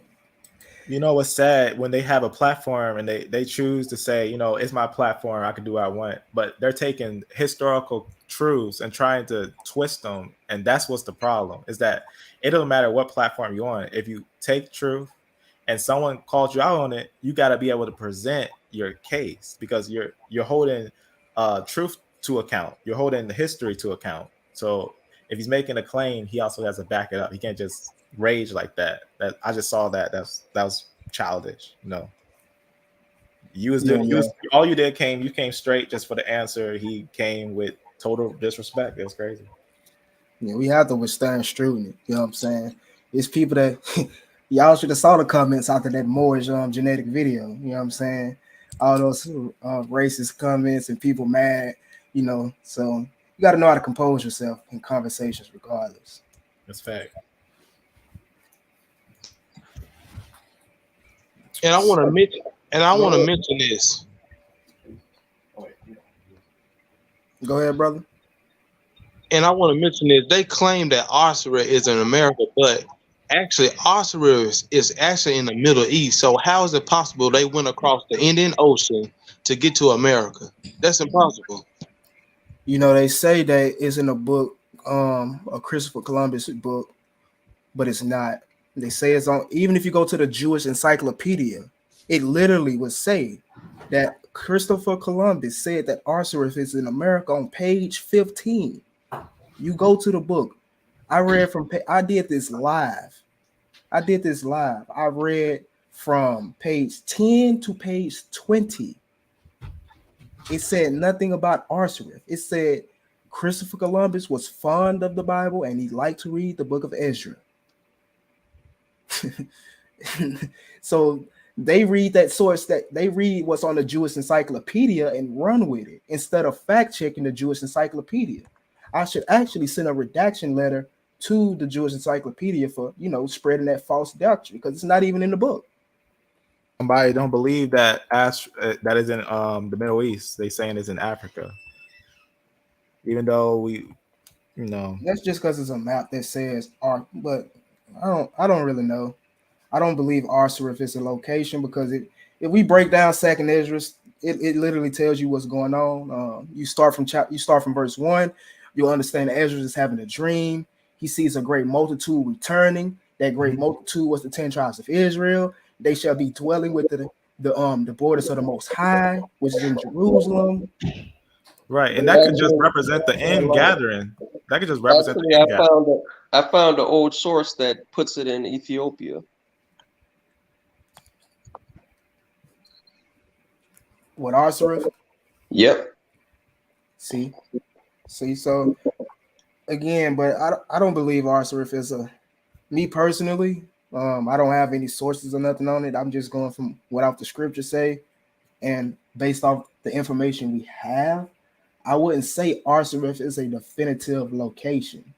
I would say Arsarif is where those specific Israelite tribes went to after they were leaving that exile. Because again, in Second Esdras, we see that they were supposed to return into Yah's borders, into the Most High's borders. We see in First Chronicles that you have Northern Kingdom tribes keeping Passover after the Assyrian exile. So they had to go back west towards Israel after the Assyrian exile for them to be keeping Passover after. In fact, I think they agree with you. It's definitely not in America. I'm gonna throw a Hail Mary to everybody. What do you think about Babel Mendel being the Pillars of Hercules? Who? Babel Mendel being the pillar of Hercules.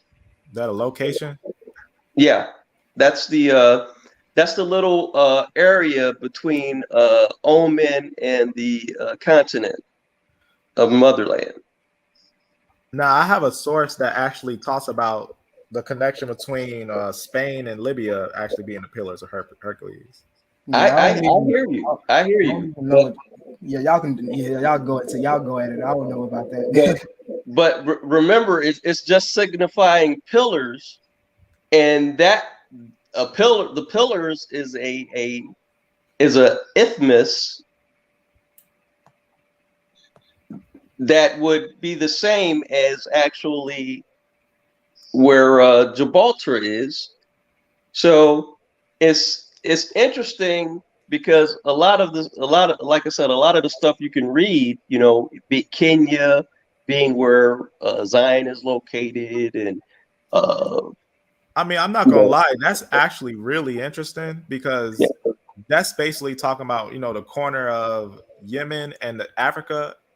But that would be kind of confusing because there's a quote that talks about the sons of basically Abraham of Keturah's sons that they uh-huh, basically having some connection with a man named Hercules in the lands of Greece, which is more pointing like somewhere in connecting Europe and Africa or right. Europe and a lower area.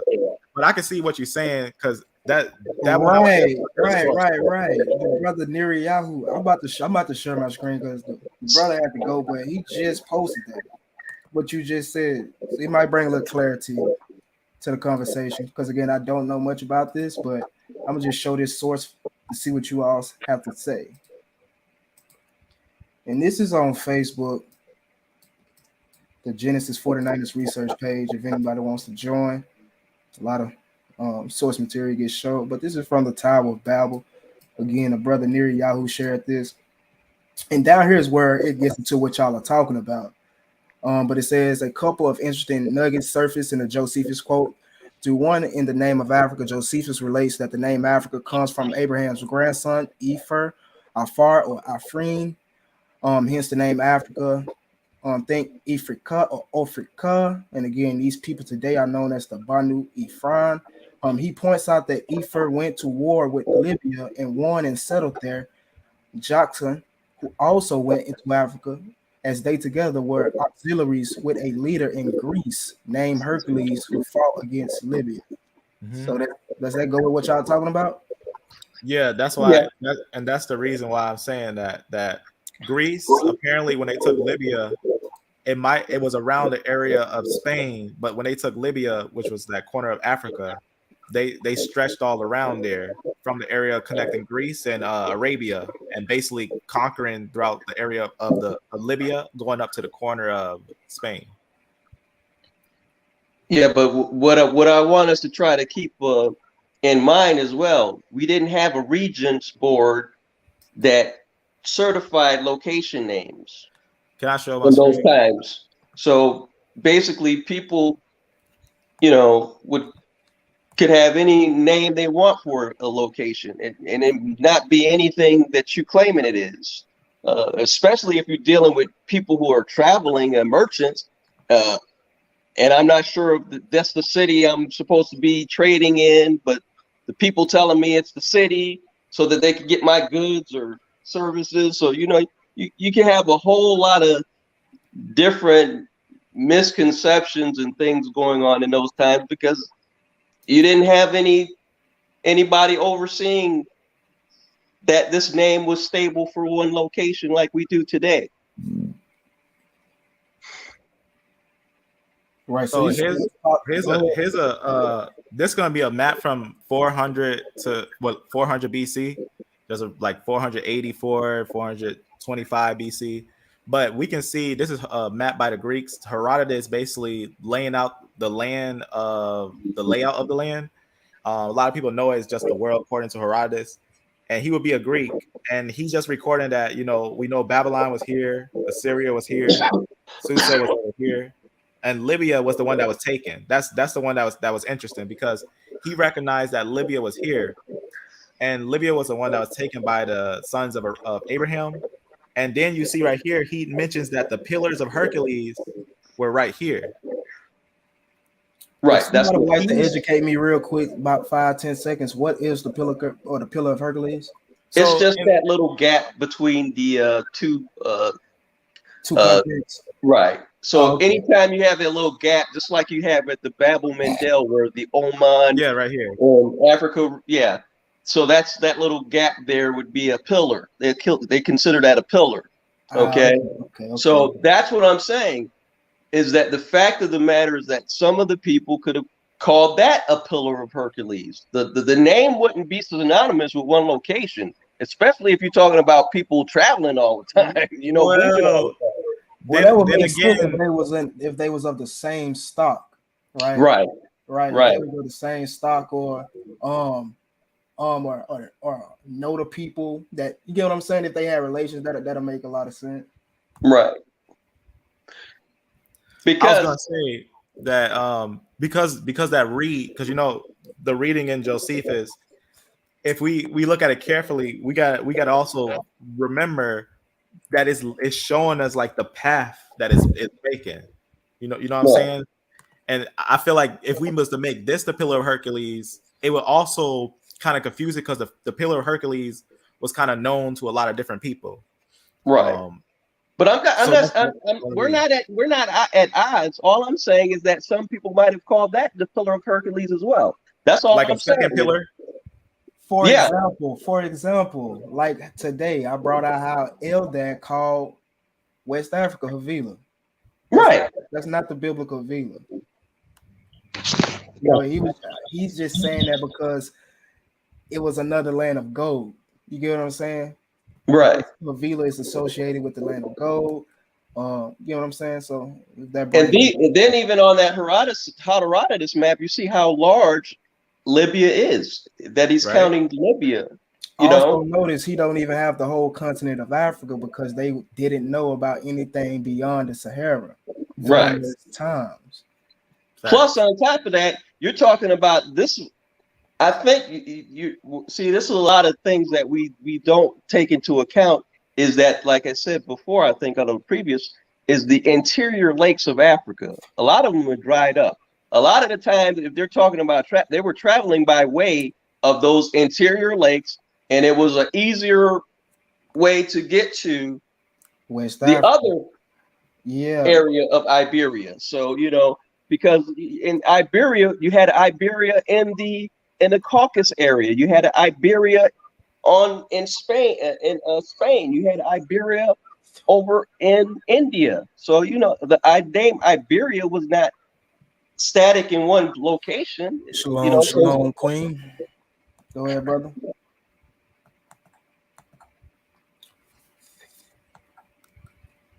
But yeah, that's very, very interesting. Go ahead, brother. What you bringing up? Yeah, that I was just looking at that. So it is possible. I can say I will have to look at that source to conclude. No, I don't have a source for that. I'm just saying, is it reasonable to think? I don't have any source for that. I'm just saying, is it reasonable to think that they could have gotten the places confused? I think that might not be the pillar, because I think that one's already accounted for. Is Punt. That area would be Punt. Let's I make got this a a little quote more simple. that talks about Jotsonites going into Punt. Through what peoples are associated with the pillars of Hercules? The Greeks, Iberians, and who else? Just list them off real quick. I know Iberians are. That's the only one that I can think of right now. Greeks, North Africans, anybody else? Okay, well, we know that Greeks were in Egypt area, so that puts them near that other pillars, if you want to call them pillars as well.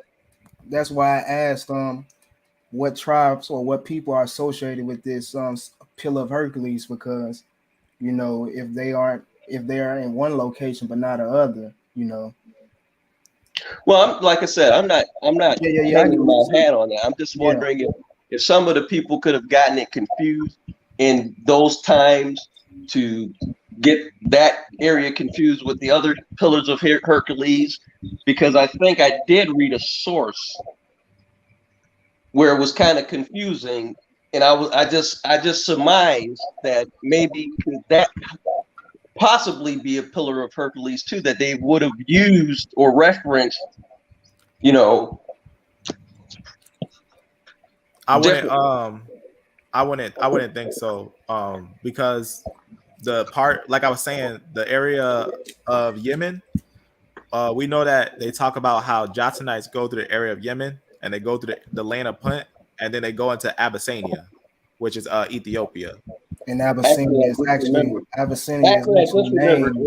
It was a source that I read, because the source was saying it was near the source I was reading. It was talking about stuff near Ethiopia, and then it mentioned a pillar. It didn't say pillar of Hercules, granted, but I just surmised. Well, could this be the pillars of Hercules? That they have gotten him confused, because they did use the reference of a pillar near Ethiopia.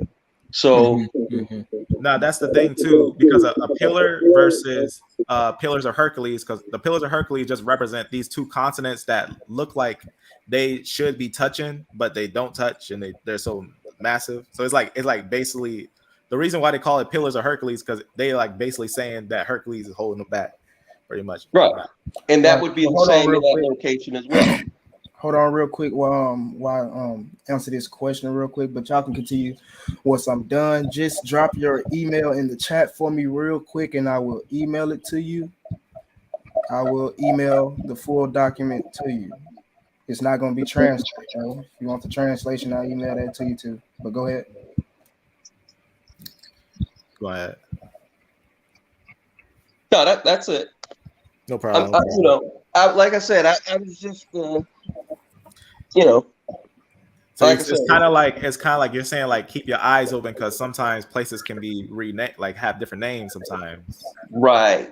That's all. I agree That's with what I'm that. saying. I agree. Right. Because if you want to because if you want to be honest, we could say that I will say that Israel is in the Levant, but what if it's a bigger landmass? You get what I'm saying? What if it stretched further? For example, it was a time that Roman generals wanted to hide Jerusalem from the Jews, right? Mhm. Y'all aware of that? Yep, Well, they renamed it. Ptolemy Right. did the same thing. Yeah. Yep, they So it renamed is it time. Palestine. Right, right.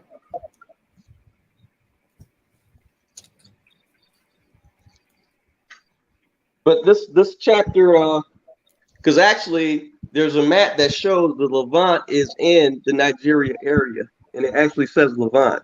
I think I already sent that to you, and because that actually comes from out of the book of the doctor that I told you about. Um, she actually shows on the African map where in Nigeria it says Levant, and it's an old map. So No, I would be careful with that too, because I'm remember, looking at it now. Go ahead. it depends on what it's saying when it says Levant, because remember the meaning behind the Levant just means the rise. So the yeah, Levant just means the rise, or right. the east. And if you're heading south in Africa, that's when the elevation changes. So I can imagine that the word to be used multiple constitutes times. rise. Let's see if I can put that on. I do think there's more solid historical and like documents and stuff, and stones and stuff that would contest where the Israelites were moving at, and I would think they would be more around the area of the Dead Sea, because of the different documents and the kings at that time, the different kings and stuff, the different synchronisms and cross references. Is just too. Yeah, We can't take the Israelites out of the Levant. But we could say they spread to other places, and other places could have had different similar names. That's right. definitely My thing is just that if we put these locations in other places, we have so many questions to answer. yeah. Well, we have a whole lot of questions to answer anyways, because we have biblical names there. So that's a whole head scratcher. How did those names get there if the people wasn't there? I think it Well, for depends on the example, time. you have over 100 biblical names in Igbo land, Right. and there you got biblical names in South Africa. You get what I'm saying? So these Right. places were named by the people when they got there. That's what I was Yeah. gonna say too. It Yeah. depends on Like the you time. said, we don't know when they got there though. That's the whole thing. So we can't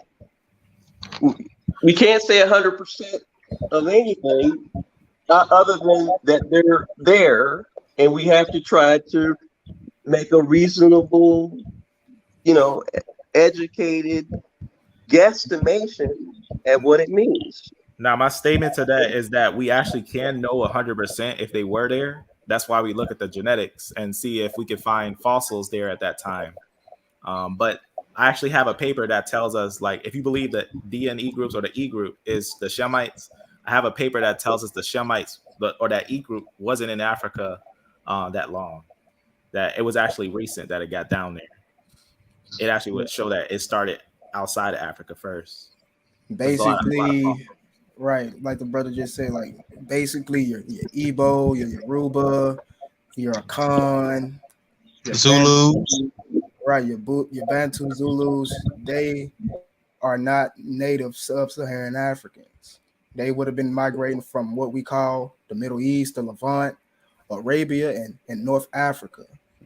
These people have genetic, I'm gonna just say it, these so-called sub-Saharan Africans, they have genetic connections to people in the Middle East, people in Arabia, people in North Africa. You get what I'm saying? Showing that they were there, but over time they migrated away Okay. into sub-Saharan Africa. And like the brother said, specifically in West Africa, they dug up they dug up burials and they did these remain sites, and our genetics, quote unquote, was nowhere to be found um, in West Africa or South Africa. The earliest time you'll see us coming in is with Mota, and that's really not even our main branch, or really our branch, if you want to be, more specific.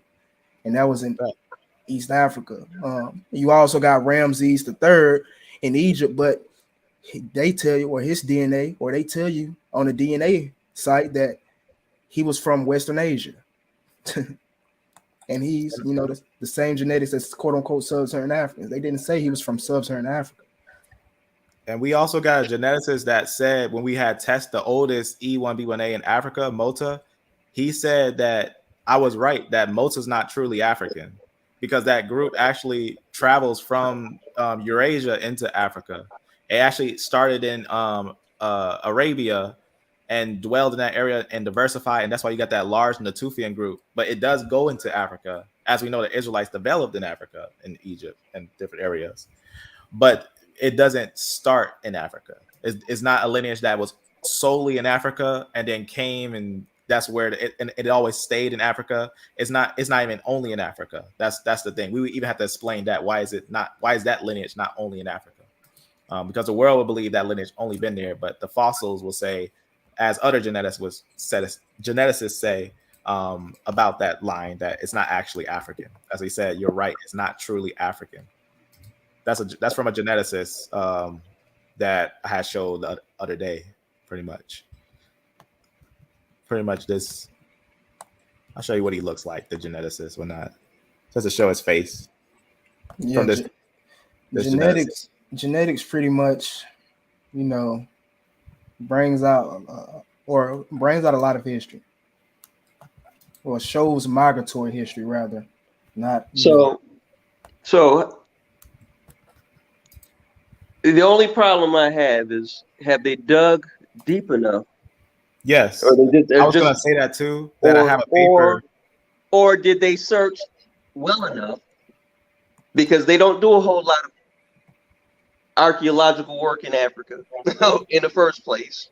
So Well, I'm gonna just say this real quick. absence of evidence does not mean the people weren't there, or All right. they didn't originate there, or just because you don't show it, especially when you're talking about people that's constantly moving, migrating because of social and economic and governmental issues that's impacting them constantly wherever they go. So Right, right. So let me just say this, and I'm gonna pass the line from all the genetic studies that they have done in sub-Saharan Africa. You will not, or ancient um remains that they've dug up in sub-Saharan Africa, you will not find anything related to modern day Bantu peoples or Niger Congo groups. All right. We also know that these people are not native to sub-Saharan Africa because of their their culture, and also the fact that they are agriculturalists, and also by way of the fact that there was an expansion of these people from North Africa. They had so-called superior weaponry, and they also had material culture. These people brought in chickens. These people were our people. The Bantus were the first people to bring chickens into Africa. They Mhm. brought things like watermelon into Africa. That's not native. They brought things like coconuts into Africa. That's not native. So they brought a lot of things into Africa as far as material culture that we can see that's not native, and it wasn't there until they came in and started to produce in these new farmlands, because that's what they came into Africa for, to find new farmland and to escape from the persecutions. yeah, but And also, go ahead.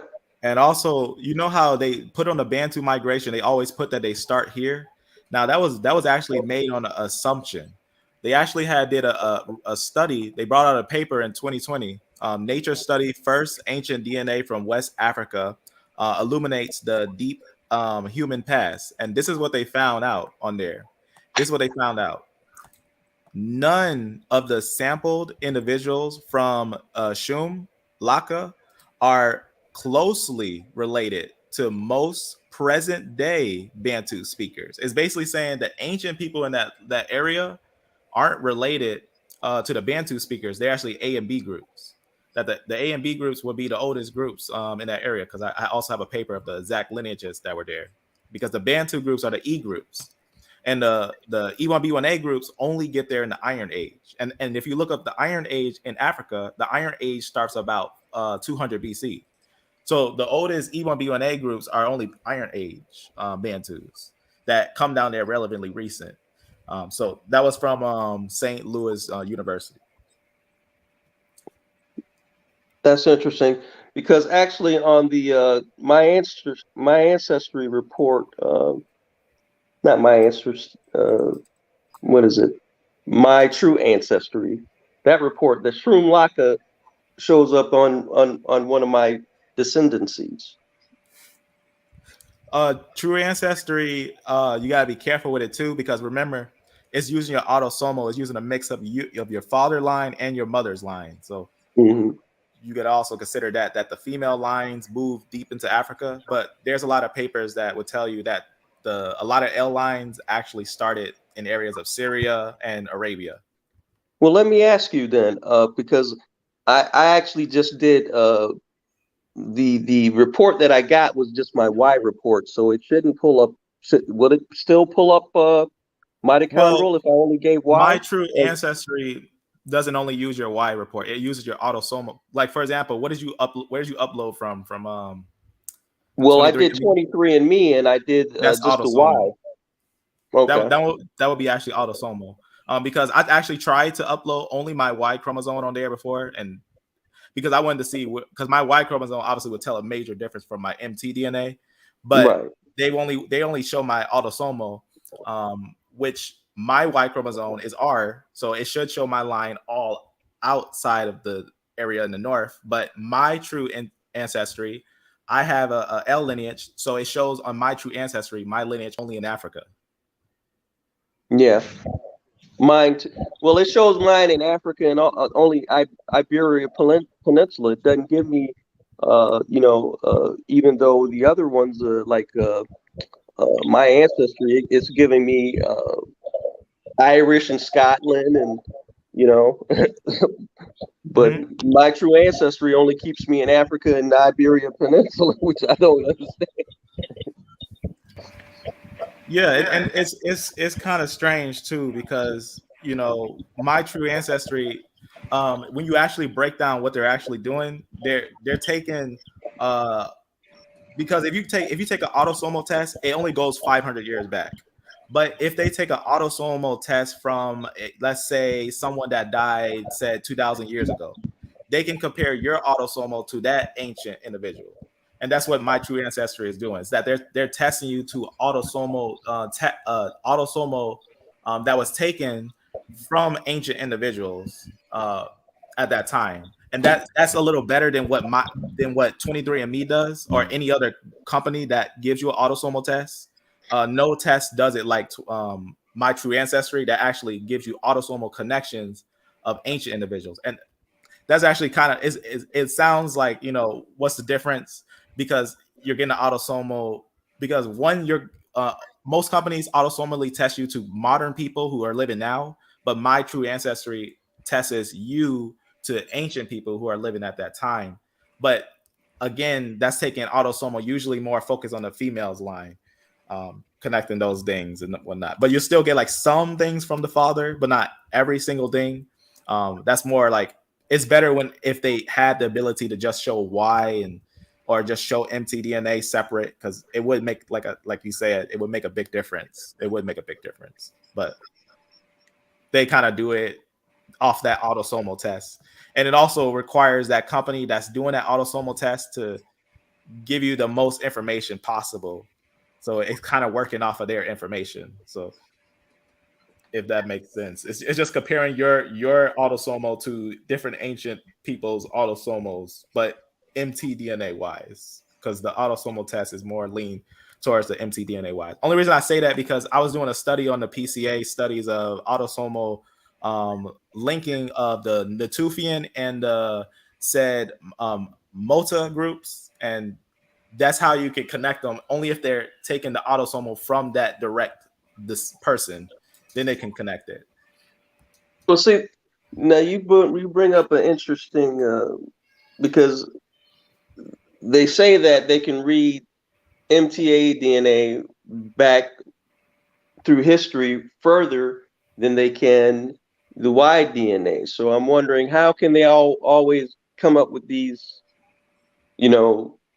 ancient Y DNAs that people are supposed to be associated to, and they claiming they can't read back that far. So, well, it depends what you're saying, because if they're saying that they can't read it that far back, I wouldn't, honestly, I don't really know what you talk about, but Yeah, I would say that you can trace MT and Y DNA back to the yeah, same link, yeah. just So if you take on if a you take it different node. directly, go ahead. No, you go ahead. If you take a Y DNA directly, you can trace it all the way back to its root. If you take an mtDNA directly, you can trace that also all the way back to its root. But the autosomal test is subjective to who's doing the test, right? Like 23andMe and companies like Living DNA, they're only going to give you DNA results of modern people, comparing you to modern people. But I'm, that's the interesting thing I'm about 20. talking about the ancient DNA, the ancient Y DNA, because they say it doesn't have the shelf life of ancient Y DNA. It doesn't have a long shelf life, life like the MT DNA has a longer shelf life than the ancient. So they can Well, read it. what do you mean by shelf life? Yeah, what exactly do you mean? Like It, it, yeah, it it's go hard ahead. to be able to read it due to that it degrades Or detect your faster. contamination.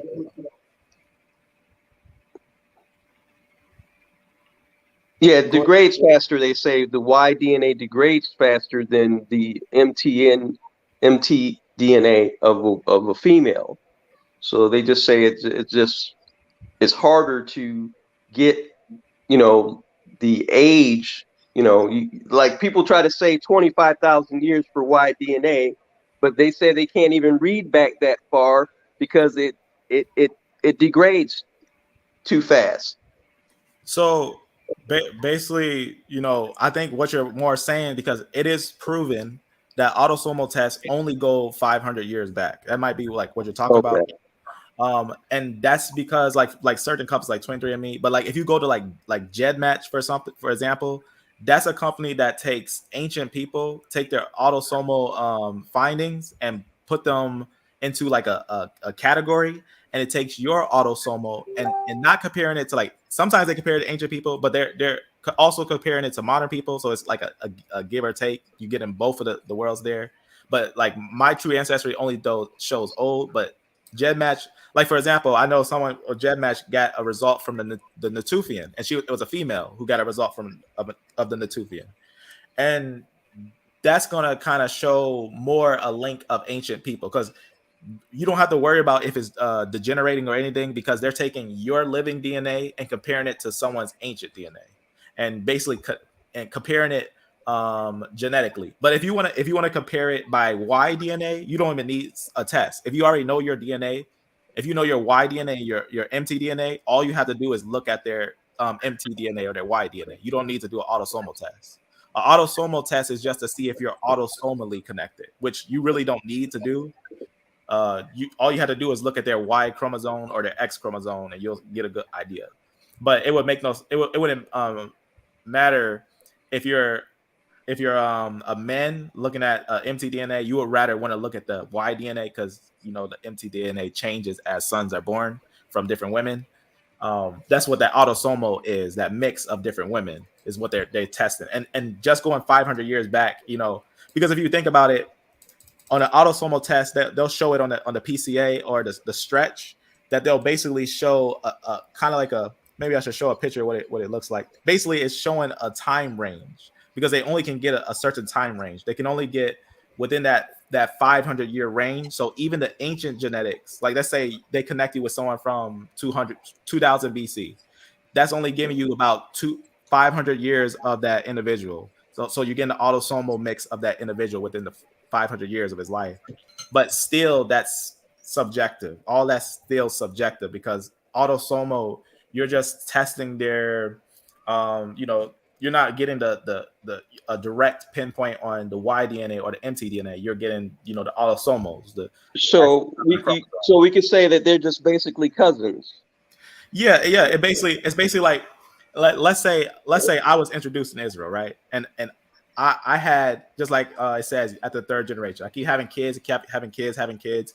After my 5 generations, my kids will start looking the same, because as the women constantly keep having the kids. That's what autosomal basically is. It's basically like you can have a different Y DNA, but your mtDNA is like this mix that traces down, and they're basically looking at that all those mixing to kind of put you in a group population, what population it would be.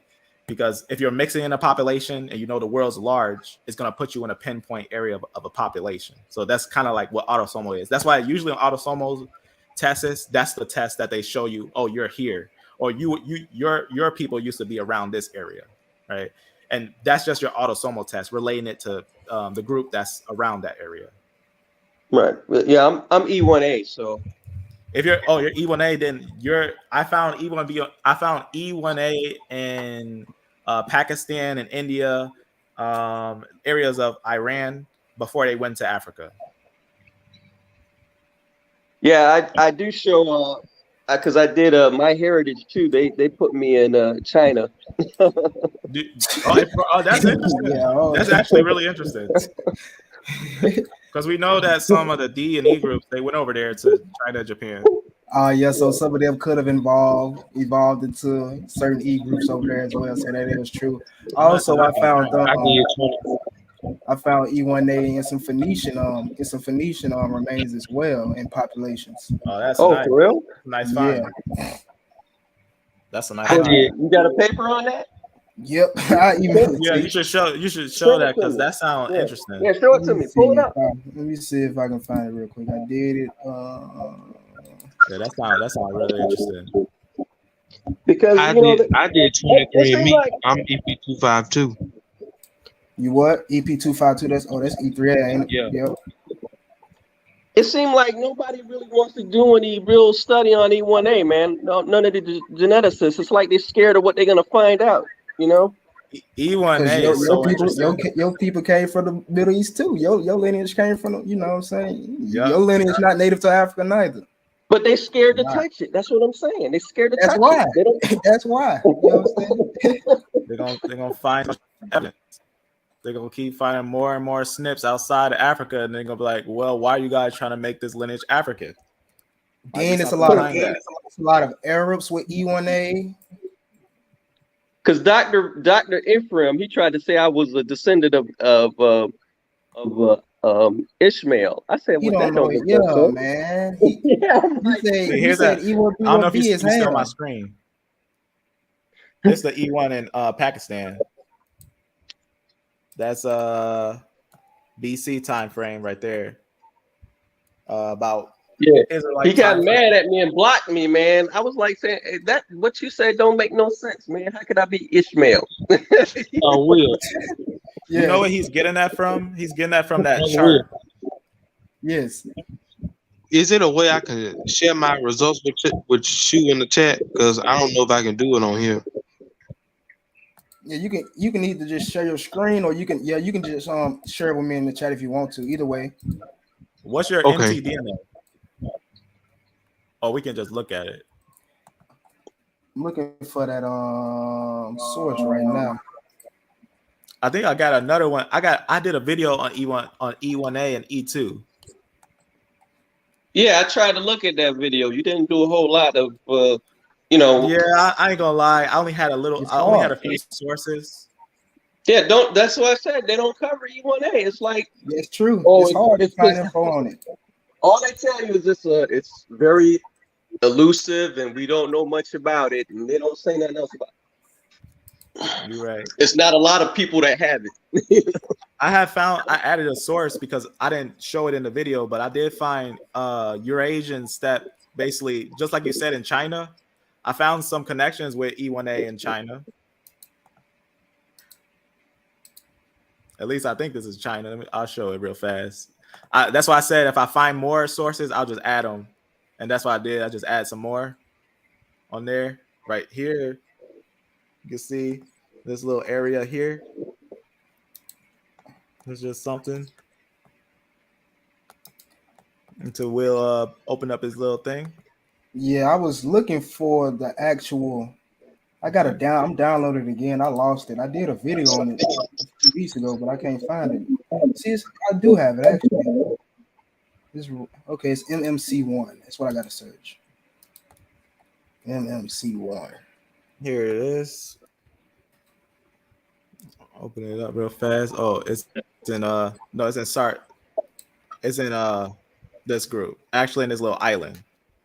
Yeah. That's like right. That's like on the coast of Africa. Yeah, like a little above it. Yeah. That's like where the Gauchs, where the Gauchs are at. Yeah, I mean open up a map because I usually I think L3 was also found in the Ashkenazi Jewish burials too. I might bring that up real quick after I show this for those who got mtDNA L3.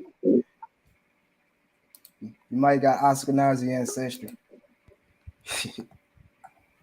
Yeah, I show well, Ancestry then took out the Ashkenazic out of your report now when they did their last update. Because I was showing like 1 to 2% of Ashkenazic Jewish DNA. Brother, Lineform, was you still sharing your screen? Was you about to show something real quick? Because I add it back up. Yeah, I just wanted to show that I'm showing it now. It's that E1A that they found in this little island that was above Africa. I'll show it on the little map when it pop up real fast. A little map just loading in. Yes, Sardinia is near Italy. The Gauchs right. is near the west coast there.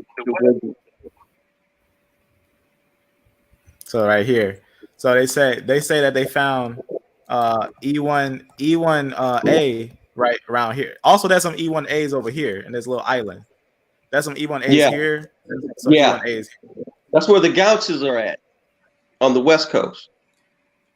Real quick, Sister Mega Old School. I have information on L2. See, I was this Saturday I was supposed to do a video about the daughters of Israel. All right, but I came across this information and I wanted to bring this out first. So hope I might show some information on L3 and L2 being in Jewish population. See if we have time in this video. But I'm about to go ahead and show my screen for the brother and show that Phoenician thing I was speaking about. Go ahead. And E1, which will basically the direct forefather before E1A. So this will later give rise to E1A and E1B. And let me go to my thing. Can y'all see my screen? Yeah. Y'all see Yeah. me? Okay. So again, like I say, populations from Phoenician Papyri. All right, we see E1, and this is in Syria, right? So I guess you can say this is the lineage right before you. This is the lineage that will break into your lineage. Again, Syria. That's J. So yeah, man, we definitely see E1 in the Phoenician populations, specifically in Syria. Mm-hmm. In Syria, yeah, that's right. I do, man. Look at that. Oh, brother, you know, Will. Turned it off. Dana says Phoenicians are Hebrews. They are. Yeah. They were. Some of mixed companies. Yeah, I'm about to say they were mixed. Yeah. They had E I and got J. a Yeah. paper that talked about it too. They were mixed. Yeah, they had E and J markers. It's just like that other source that you was talking about that you said that you had where it says the black Germans or the German Jews were black. Mm-hmm. That you said that you had. I don't know if because I came in kind of late. Was that in this presentation that you just did or not? That I said about who being Remember black? Yeah, the source that you had showed, you said that you had the same source. You emailed me and you told me you had the same source and you was going to use that source that you had already. Yeah, I was making a mini video with what you're talking about. But yeah, I Right. got to say, so I was making like a mini video, like a Brother Will, Shalom. did you get the link? Let me look now. Share it to the brothers so they can see you. Con, I will. Share my screen. But I did a video. I kind of connected the Phoenicians to certain Berber tribes. You know what I'm saying? In Carthage and the lineages that was there. You sent it to the son of Yah? I sent it to you private in the chat. That's the link. Okay, I see what you're saying now. Okay. Yeah. I was gonna share something that brother was sharing, but I couldn't even open it from my end.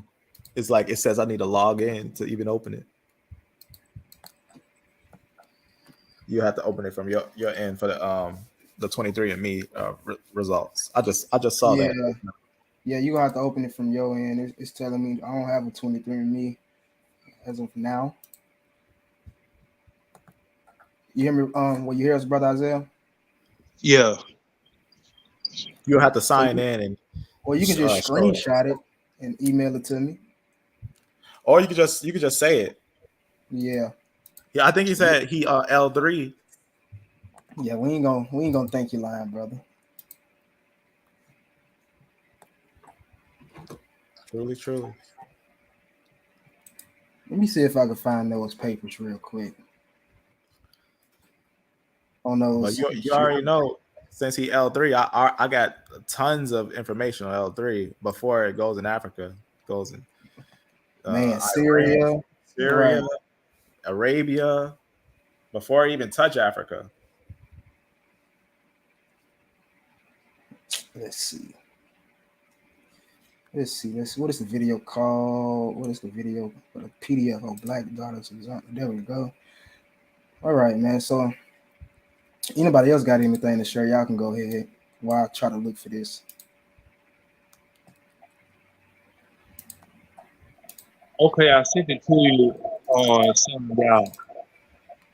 You sent it to me on what? Son of Yah? Your Gmail. Okay. I'm checking it out now.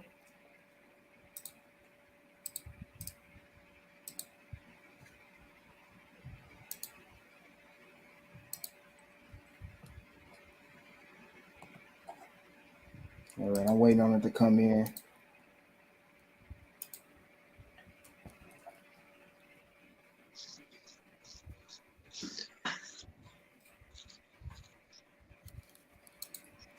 I can show that video from Ebury where he went over L2. I think I know the exact spot on it. Did you send it to the son of Yahweh, brother? Yeah. Con. Waiting on it. Yeah, I'm waiting on it to come in now. Okay. I'm refreshing it and everything. Yeah, I'm just waiting on it to come in.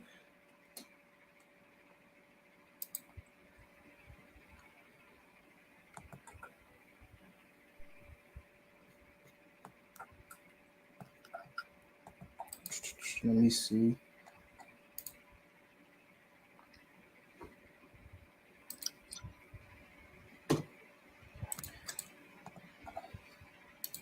Okay. Yeah, I'm still waiting on it, brother. I'm gonna just bring it up whenever I get it. Whenever I get it. Yeah, L3 is also in Yemen. Is also amongst Ethiopian Jews. Mm-hmm. It's an ancient classics lineage outside Africa. But a sister was just asking about L2. But I had the little Ebury had went over L2. Mm-hmm.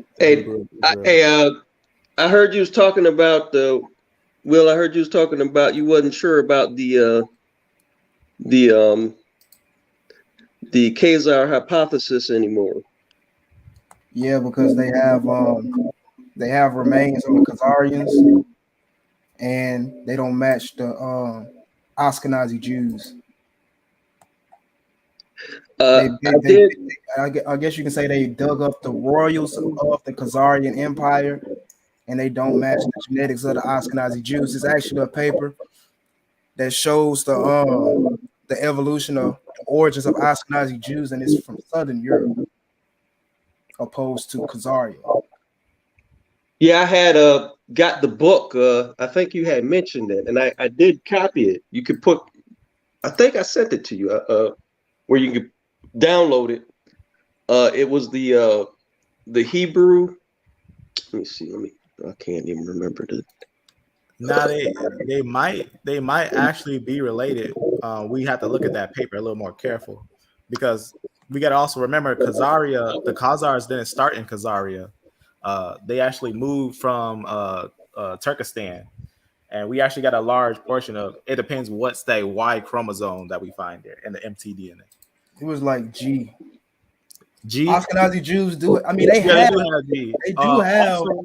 They do have the. I guess you could say they do have the haplogroups that were found amongst the Khazarians, but it's not their predominant haplogroup. If that makes sense.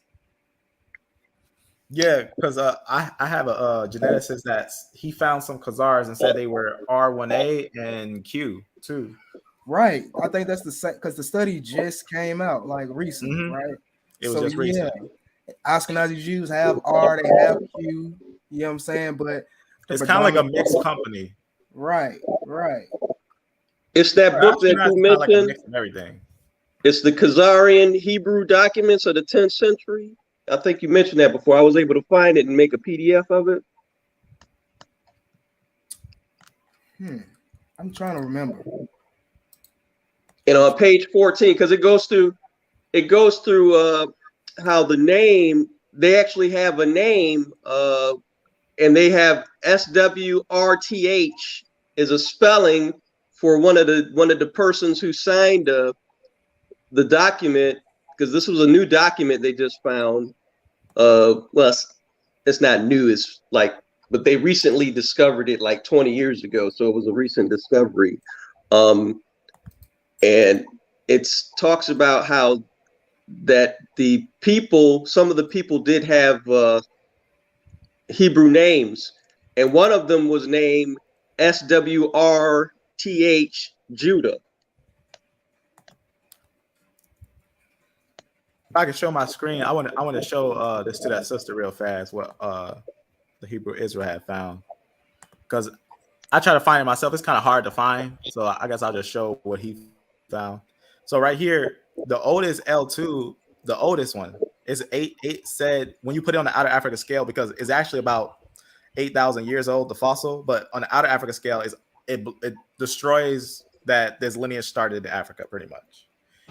It's common in Africa now, but it's actually in Tel Halula. You can see right here, it says right here, I'm going to talk about this line and everything. I'm just going to skip a little ahead to where he goes over it. So he just goes over L2 and everything. Let me just point it out on this thing real fast right here. And right here, you can see right here what he found. He says haplogroup L2A has been found in ancient fossils associated with the pre-pottery Neolithic culture in Tel Halula, Syria.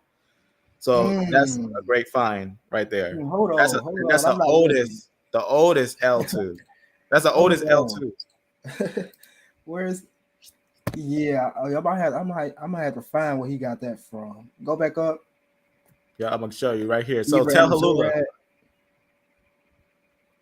All right, and I see it's a citation right at the end of it. Okay, I'm gonna Google that. I can actually pull it up, because this is the one I was talking about with L3 was there as well at Tel Halula. Interesting.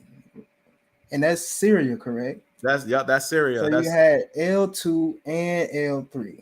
Mm-hmm. In connection with the E1 E groups that's over there too.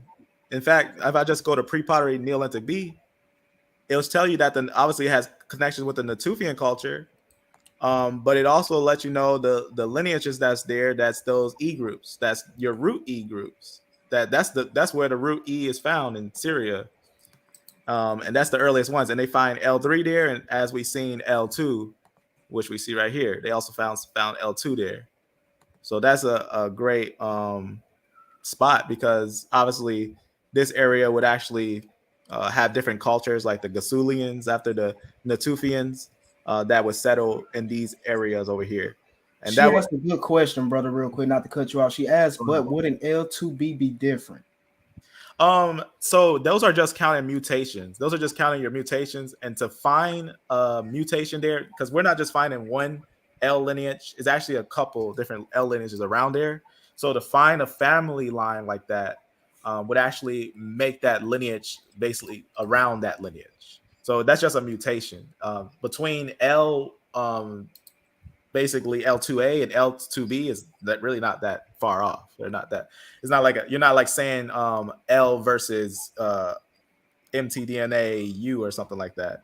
It's saying L and the mutation, because remember those mutations are just mutations on places that go through recombination. That means that they mix with different fathers or different men. So that's all that means, is that they had different men having different recombinations, but the area of the Y chromosome that doesn't go to recombination is the same.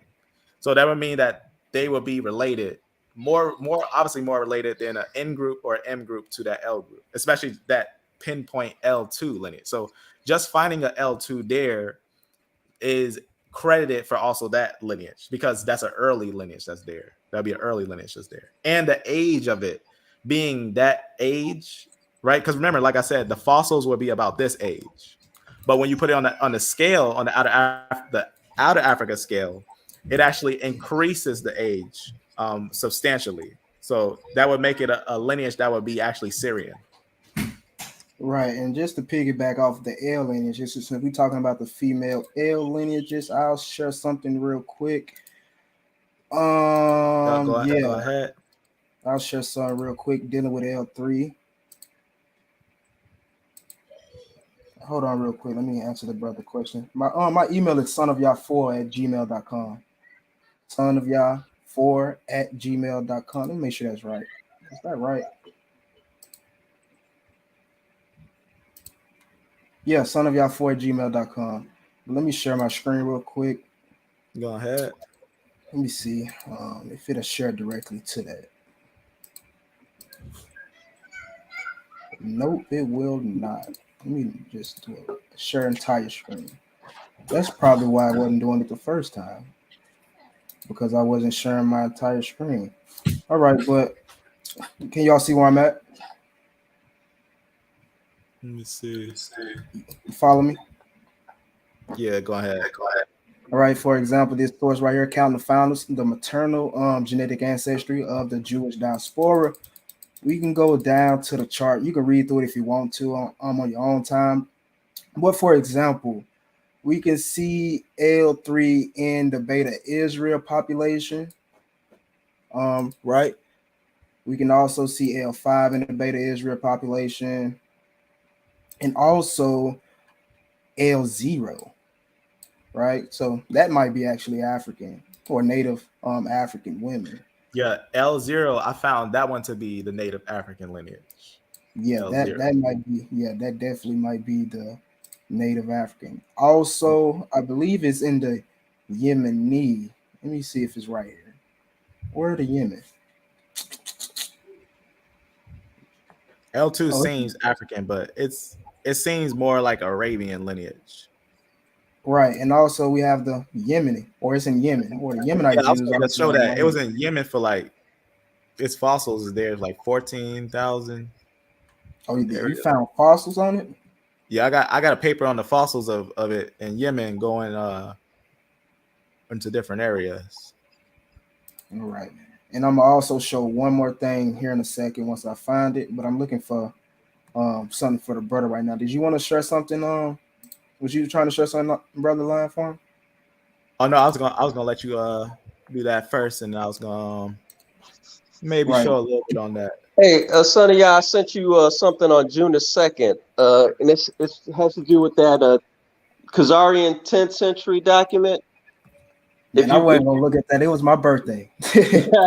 yeah, but pull that one up because this is the document, but they have the SWRTH Judah is one of the signers of this particular document. So we know what SWRTH stand for. Wait, repeat that. I didn't hear you well. Uh, the document says one of the signers on this particular document, because this is the Cairo Gizna or Geniza document that they discovered in 1962, and it talks about the Khazarians had signed some documents and that was sent to Cairo, Egypt.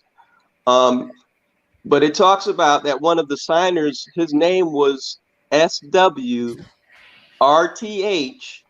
Judah.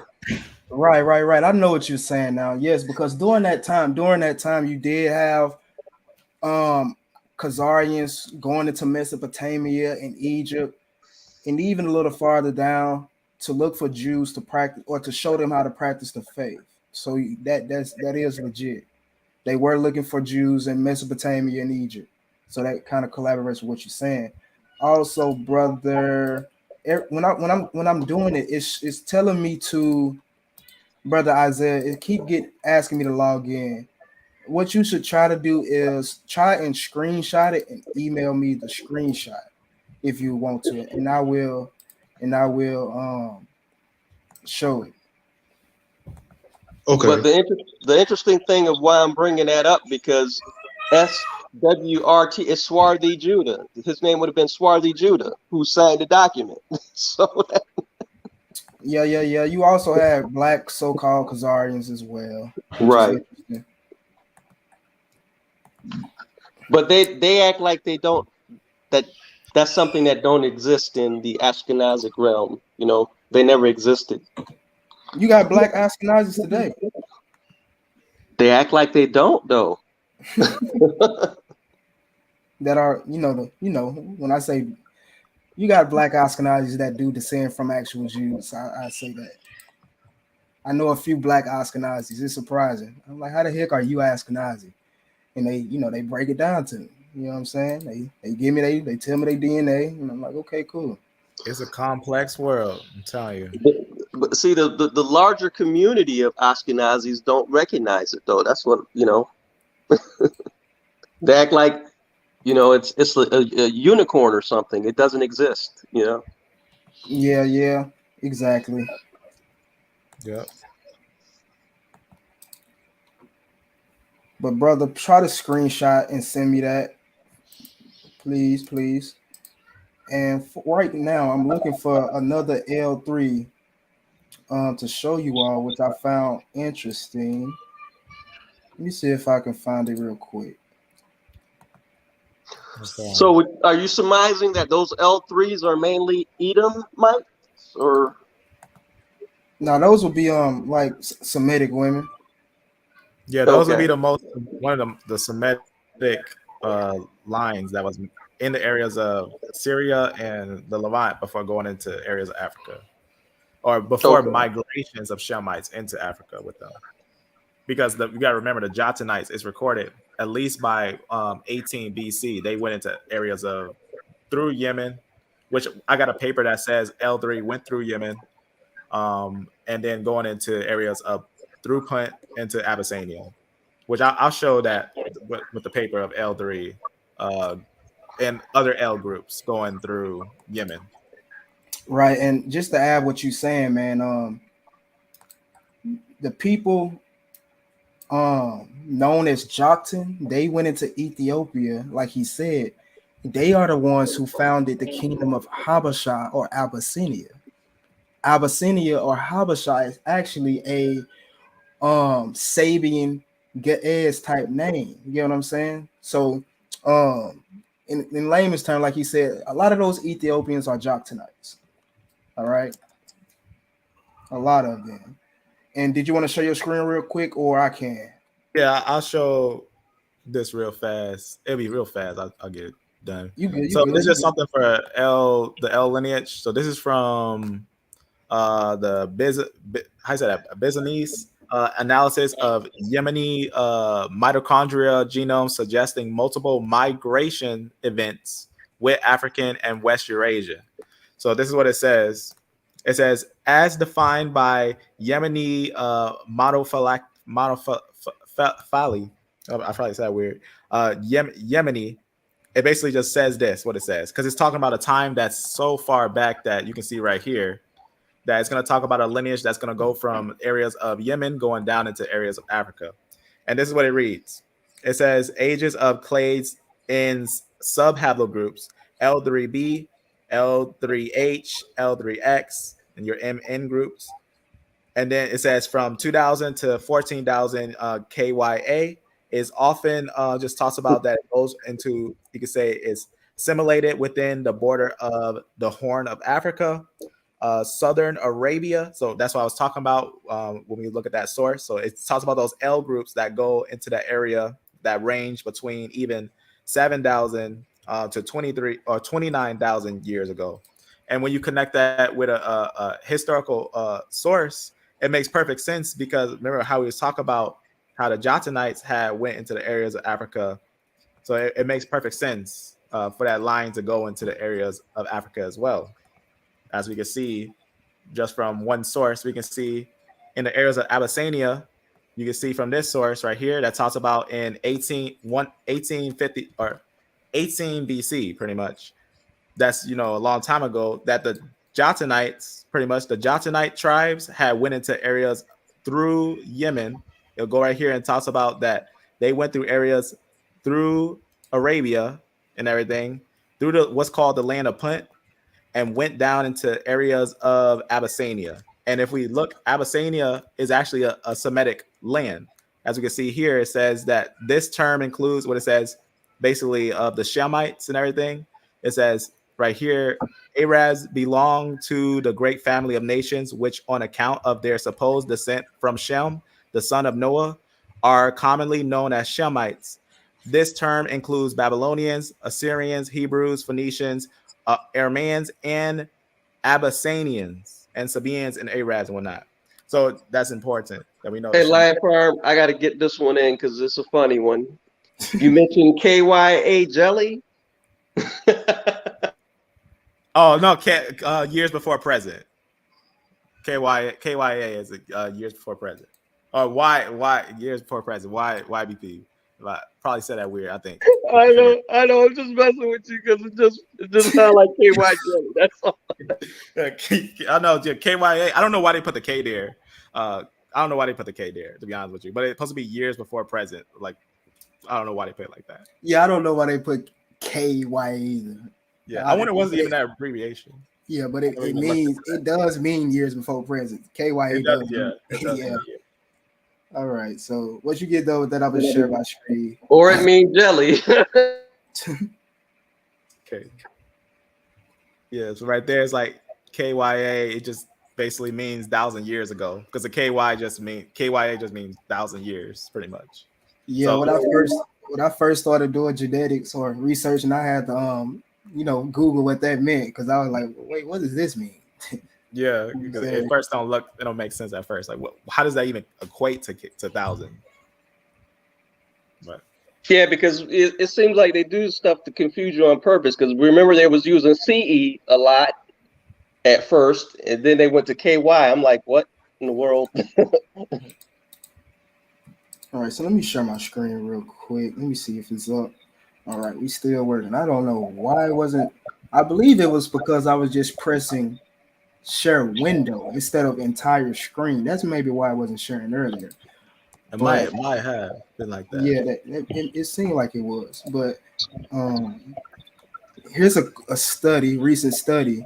Genome-wide data from medieval German Jews show that Ashkenazi founders event predate the 14th century. And within this, let's see if there's anything I can read real quick to just get some insight. If not, I'm just to go to the supplementary data. So within this, it says we report genomic-wide data from 33 Ashkenazi Jews dated to the 14th century. That's fairly recent. Following a salvage excavation in the medieval Jewish cemetery in Erfurt, Germany. So this is what's going on there, basically connecting data from Ashkenazi Jews, men and women. And once we go to share my screen again, once we go to the supplementary data or chart, we can see a specific lineage in there. You guys share your screen again because it. Come on. Share it all the way. Oh, brother Will. Yes.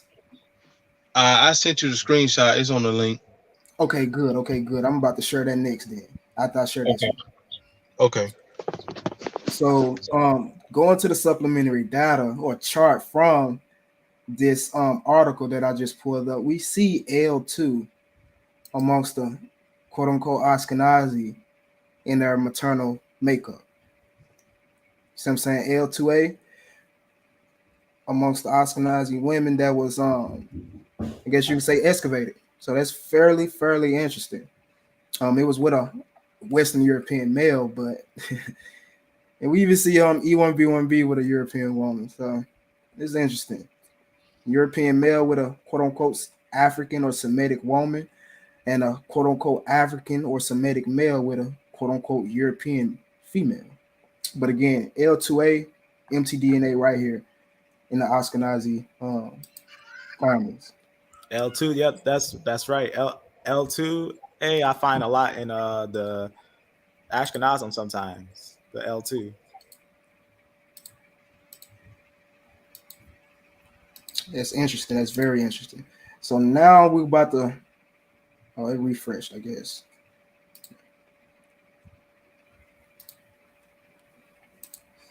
So I'm about to show the brothers' results real quick.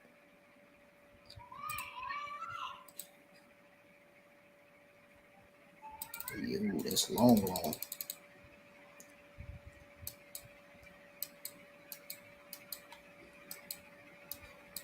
Right, so like a lot of us within the Americas, the brother MT is L3.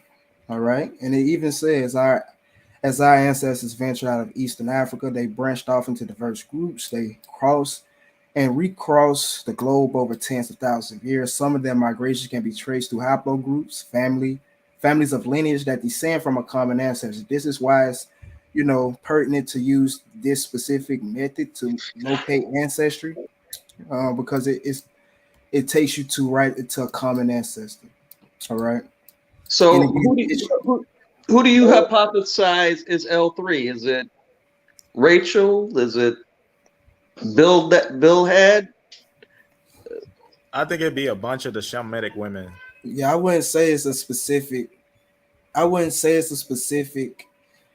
Um, I haven't gotten that deep into the studies to say that specifically on mtDNA. What I will say is that I do believe 1000% because I can even show you a picture. Matter of fact, I'm gonna just pull it up.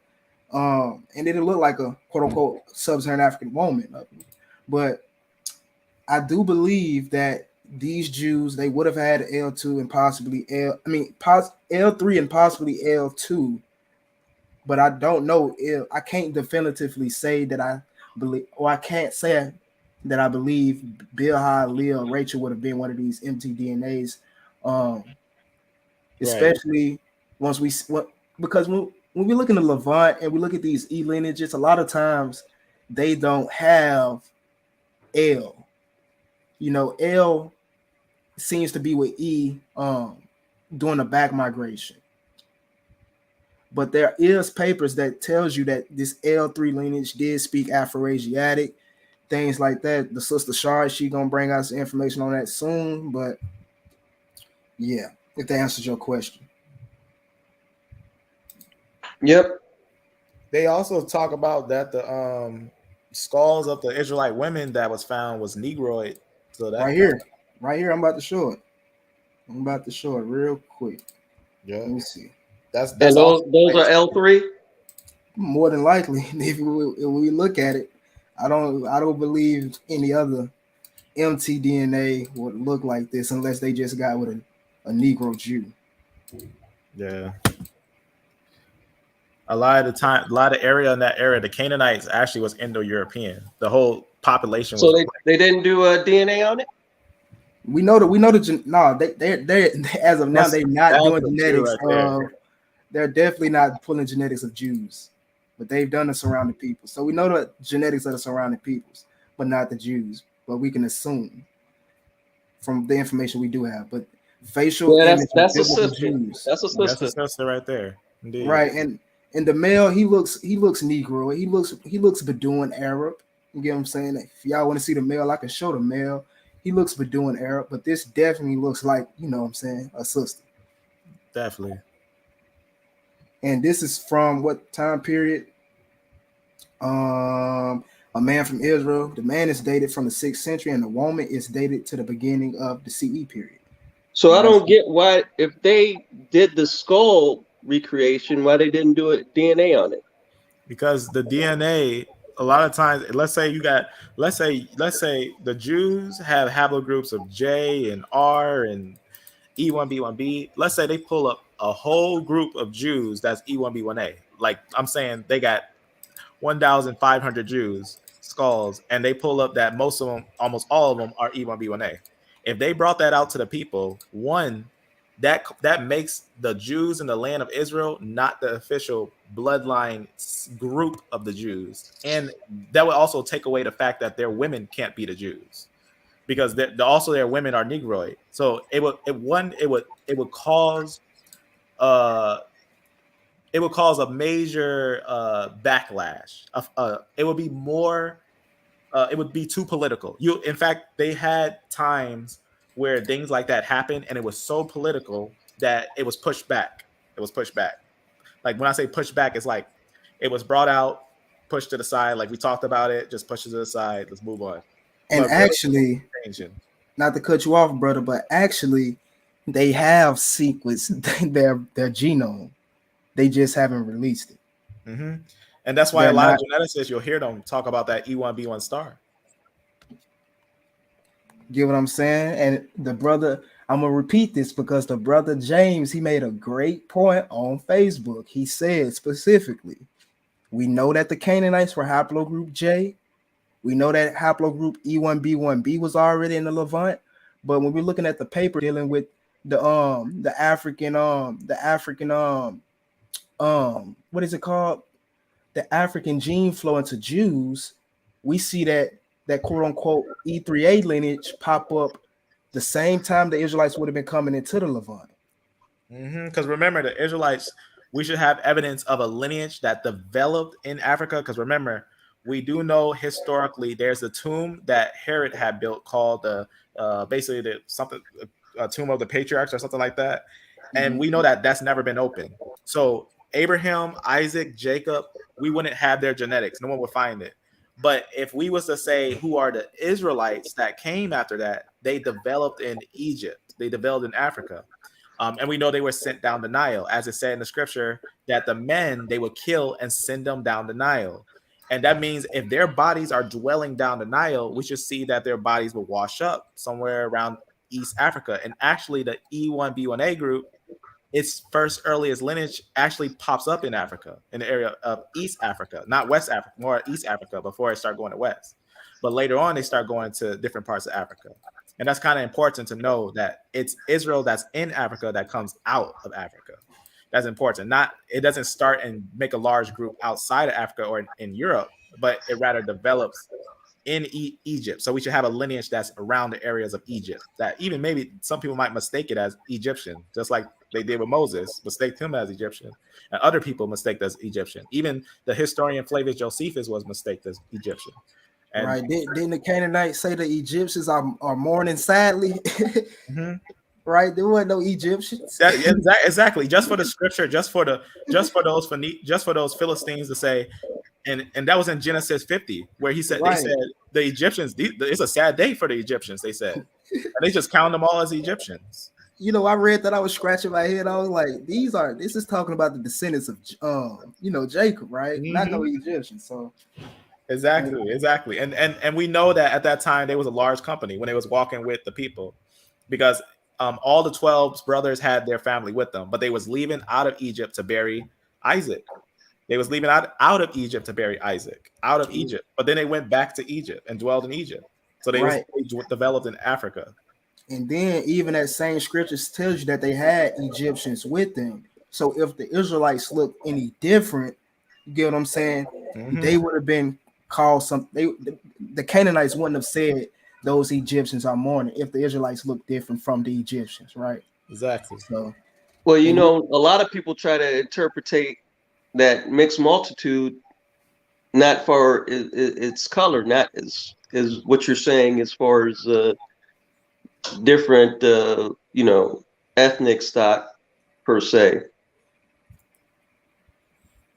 It depends, because you got to look at the scripture carefully, which groups were mixed in. So we know that there was Egyptian men that mixed in, because we also get a woman of Dan that was with an Egyptian male. Right. So that's definitely possible. But remember, it's talking about Egyptian. So we got to look at what lineages are Egyptians at that time to find out what is a possible Egyptian group that will be. But you know what I'm talking about, because a lot of people try to say that particular scripture is referring to skin color as the mixed multitude. No. I highly doubt that. Also, it talks about that they have to, after the third generation, they be brought in. So that just represents that they're gonna be mixing.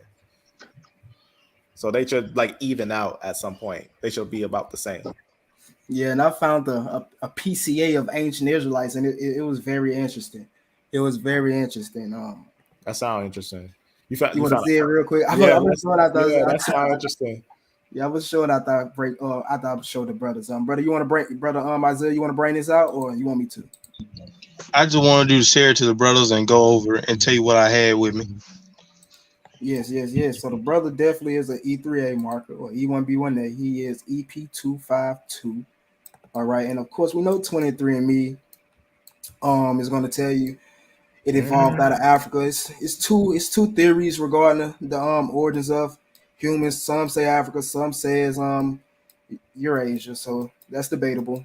But they don't got no fossils of it in there. They just using snips. I wish it outlined that it said that Ramses was from Northeast Africa or Eastern or Western Asia. Right here. Interesting. Yeah, they always use Ramses like if all the Egyptians were the same lineage as Ramses the third. That's because they try to make him pale. I saw that. I said, how you make him pale? But the depiction of him is ruddy. Right. So So yes, brother. The brother is EP25, man. Oh, it says it right here actually. Oh, it's not going down. It's cool. Well, that's probably why the Ashkenazi is claiming that part to be Jewish because of the fact that he looks pale, or they're passing him off as pale. What part to look Jewish? The Ramses. You know, they're saying, because some of them come up as that haploclade as well, and they're saying that, That's you because know, they well, related to. Well, Go it ahead. depends if you're.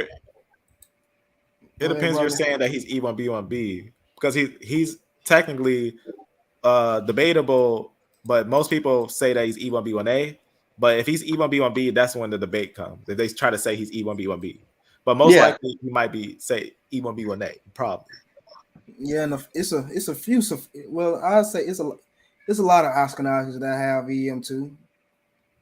Not the not the majority of the population. I'd say what is according to the material, it's about 8%. All Mm-hmm. right, according to the material. But I'm If about you you can to. get get, a whole like group that's spread all across the world, you're gonna find some. yeah, You're gonna find almost every lineage in them. give them 10%, man. That would be And it crazy. all, that could also be a reflection of actual Israelites going into these locations and people, I guess you could say Mixing. converting or mixing or becoming a part of that community.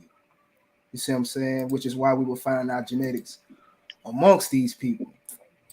Yeah, And that's because what I remember believe it is. they were technically the Canaanites, so it's not like they would be.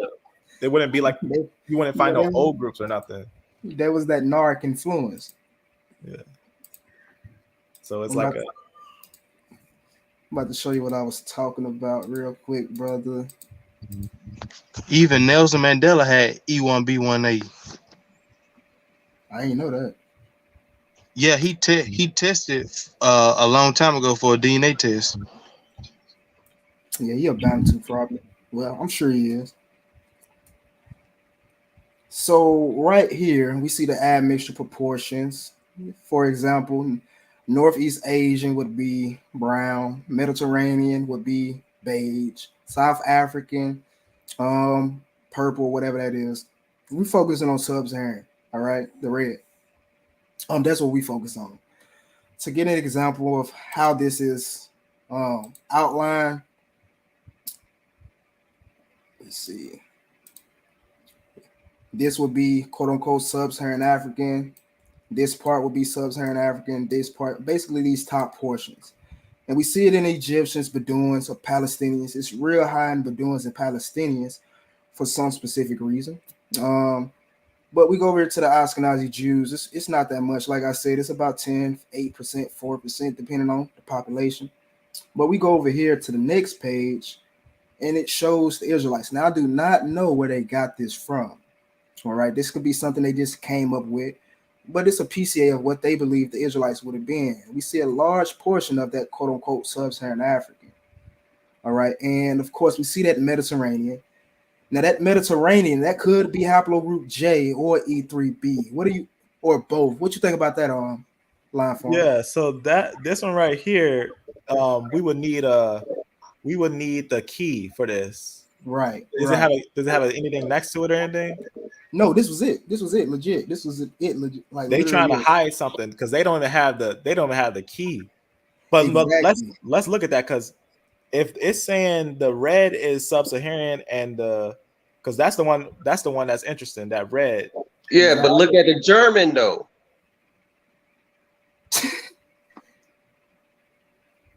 I kind of wonders what group are they actually considering to be Israelites though? What are they taking ancient Israelites or what are they considering to be Israelites? That's the question. That's the question. That's the question. That's the question right there. Mm-hmm. Because See, again, and They could be modern people. this goes with the paper about what Benjamin Franklin is saying. Look at how much is it in Germans. yeah, they made up of Northern Europeans, Mediterranean. Again, Yeah, Ashkenazic Turks. It's basically saying that this group is pretty much related. Like this group is like a mixed company because that this alone shows that this group is mixed. And even in the Israelite, they got a little bit of quote unquote South African. They got a lot of South, and if Israelites that third one, that's the one that Yes. got the most South African. Because look at the well, that's West Asian. They got a lot of Okay. that Southwest Asian at the top. Because Southwest Asian too, we know the Natufian, a lot of that group went up to Asia, different parts of the upper area.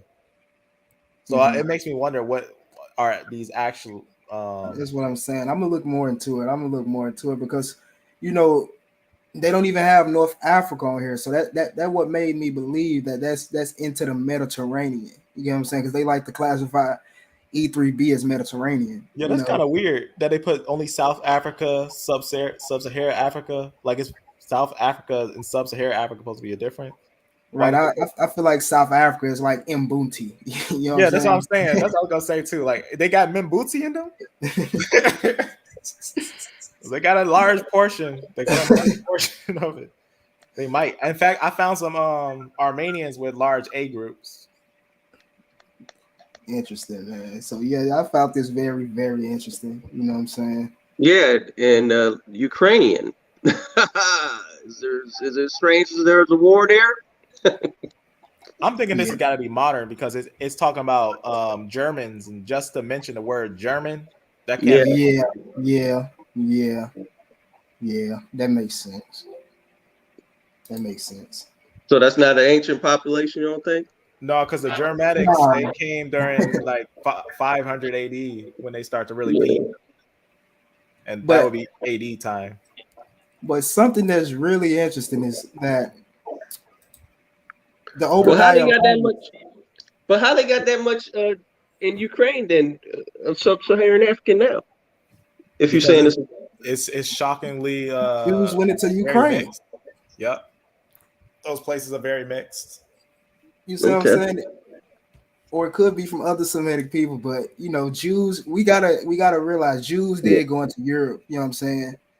Jews did. They were black. Some of them whited themselves out. You know what I'm saying? It's yeah. just how it is.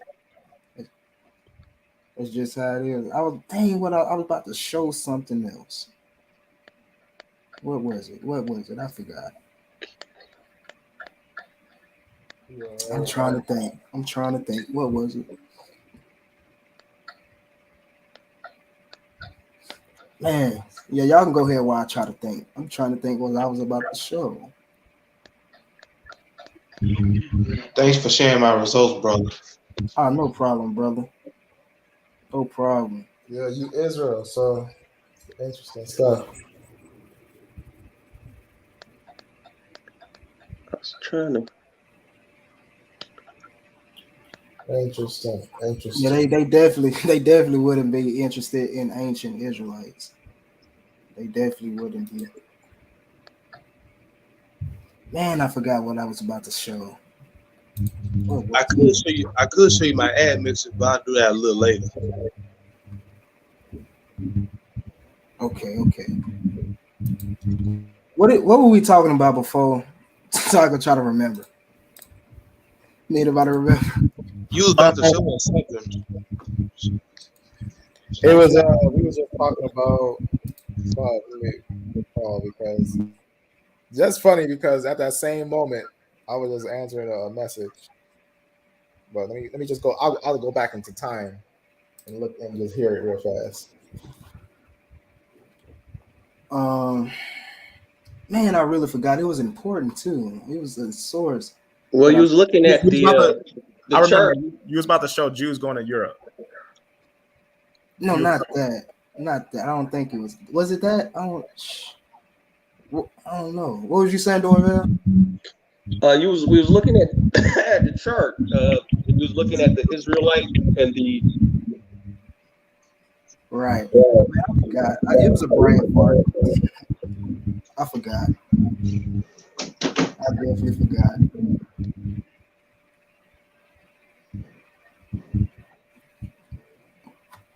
But it says Ashkenazi Jews want Ukraine before Iran blows up the state of Israel. Let me see.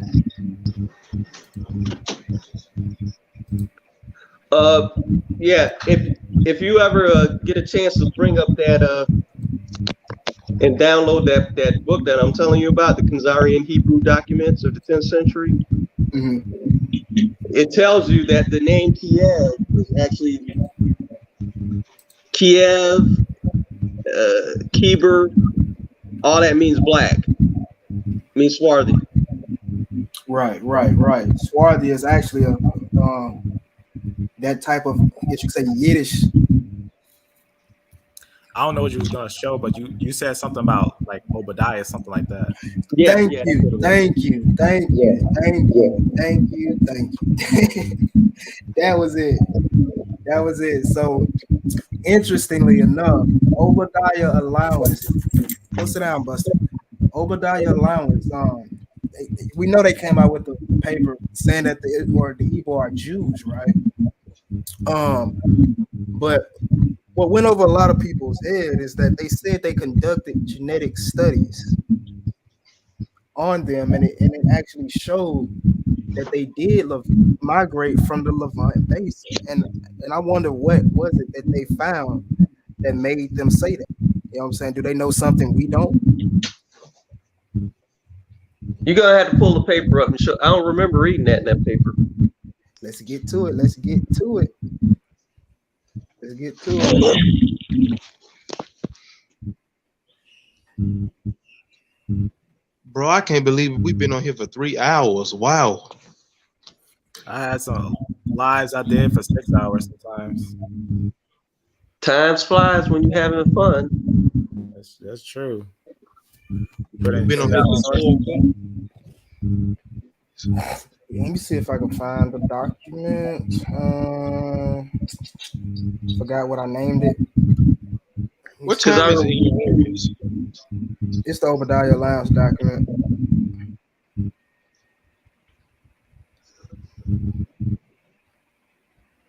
because I remember them talking about a lot of the historical stuff. I didn't remember saying genetics in it. Yeah, they definitely brought up the genetics. They brought up the genetics. Let me see. If I can't find it in my computer, I might have to Google it. It's called Toshiba. It starts with a T. I might. All right, so I'm just gonna Google it real quick and see if I can find it. Matter of fact, Elder Remy sent it to me. Hold on. I thought I sent it to you. Yeah, he sent it to me first though. Like I got it from him like before a lot of real because he got it. He got it early. He associated with that group. Yeah, because I actually contacted the guy and he sent it to me. Right, so I'm about to pull it up now. I wonder why they ain't let me save it, but okay. Yeah, I'm gonna have to re-download this, but here we go.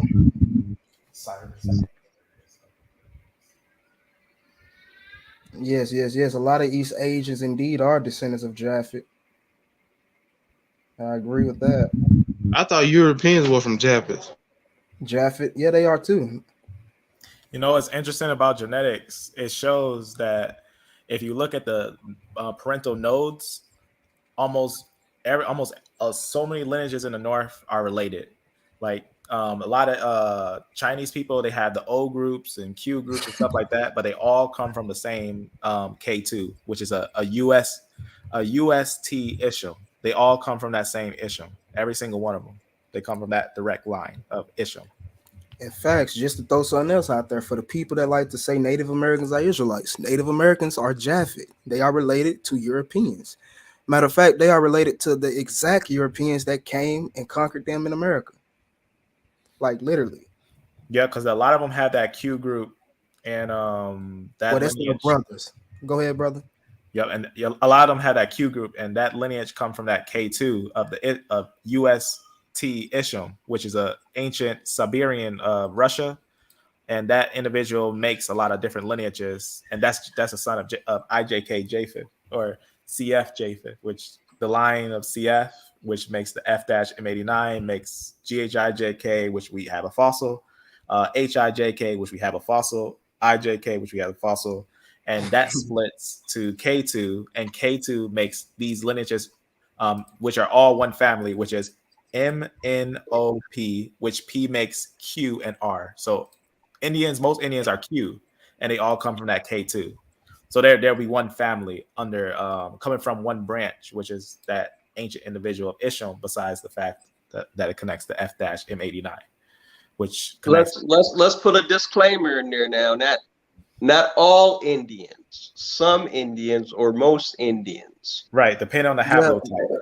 Yeah, the Paleo Native Americans, the original Native Americans, a lot of them came over here with haplogroups Q and C. You know what I'm saying? Yeah. So they definitely would not be. And Q and C will come from CF, and that's one family of Japheth.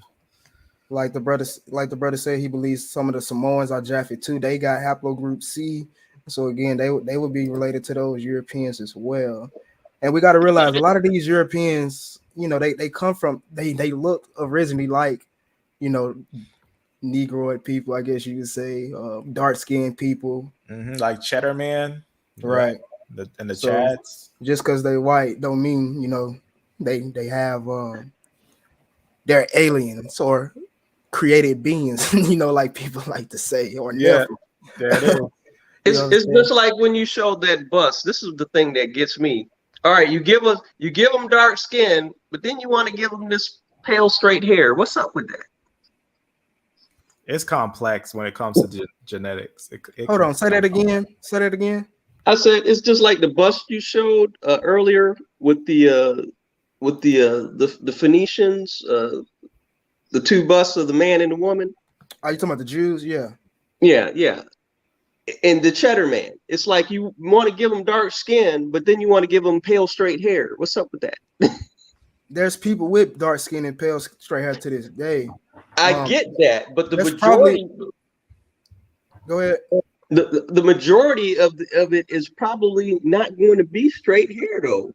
Yeah, that's true. But again, I'm just going to give you a caveat. You got to take into account these different temperatures, regional, climatic events, and things like that can cause different alterings to your hair. You know what I'm saying? Because you look at a lot of the Negroid tribes or the Negrotic tribes, the Bedouins, these black Berbers, these black Arabs. Some of them have woolly hair, but a lot of times they have like curly, bushy hair. Yeah, but what I'm basically stating then is that even though they could tell what type of skin they were, from what I read, I don't know if it's true or not, but from what I read, they said they really can't tell the hair type. Okay, what type of hair? Okay. So they just put straight hair on it. You know what I'm saying? Yeah. Regardless, yeah, I see what you're saying. Yeah, but I can agree with that. I don't know how they can determine what hair texture it was either, but we do know that the original European or the original sons of Japhet, they were of a dark skin. But real quick to answer this question, he says most Native Americans were invaders and defeated Semitic people who were already in America. I would have to disagree with that, my brother. There were no Semitic people who were already in America. Not North America. I never found. Yeah, and we only found one E1B1A lineage in America, and that's way before Israelites. You know what I'm saying? And it even came after the original Native Americans were here. So we don't have any remains of Semitic people in the Americas, really. And they didn't increase to like. Okay. I see what he's saying. I see what he's saying. So he said he corrected me a little bit. He said, remember D Semitic people having haplogroup D. So if it was D groups in America, I can see what he's saying. So yeah. If we find some. Also, that's a source that tells perming hairs started around 3000 BC to perm your hair. Really? Yeah. You got I can show it. Yeah, if you could. Yeah, get that up, and I'm gonna bring out this part. While you getting it up, I'm gonna bring out this part right here dealing with them showing that they did genetic testings with the Ebos. But again, Obadiah Alliance is bringing out the information on how they came to this conclusion, gave the answer. But it says right here, due to the transgression of our ancestors, our nation was divided into two kingdoms before the destruction of the first temple. During the time of the prophet Jeremiah, While the vast majority of Israelites went into Babylon, some relocated into Egypt, right? Aswan, and founded the king or founded the Elephantine Jewish community.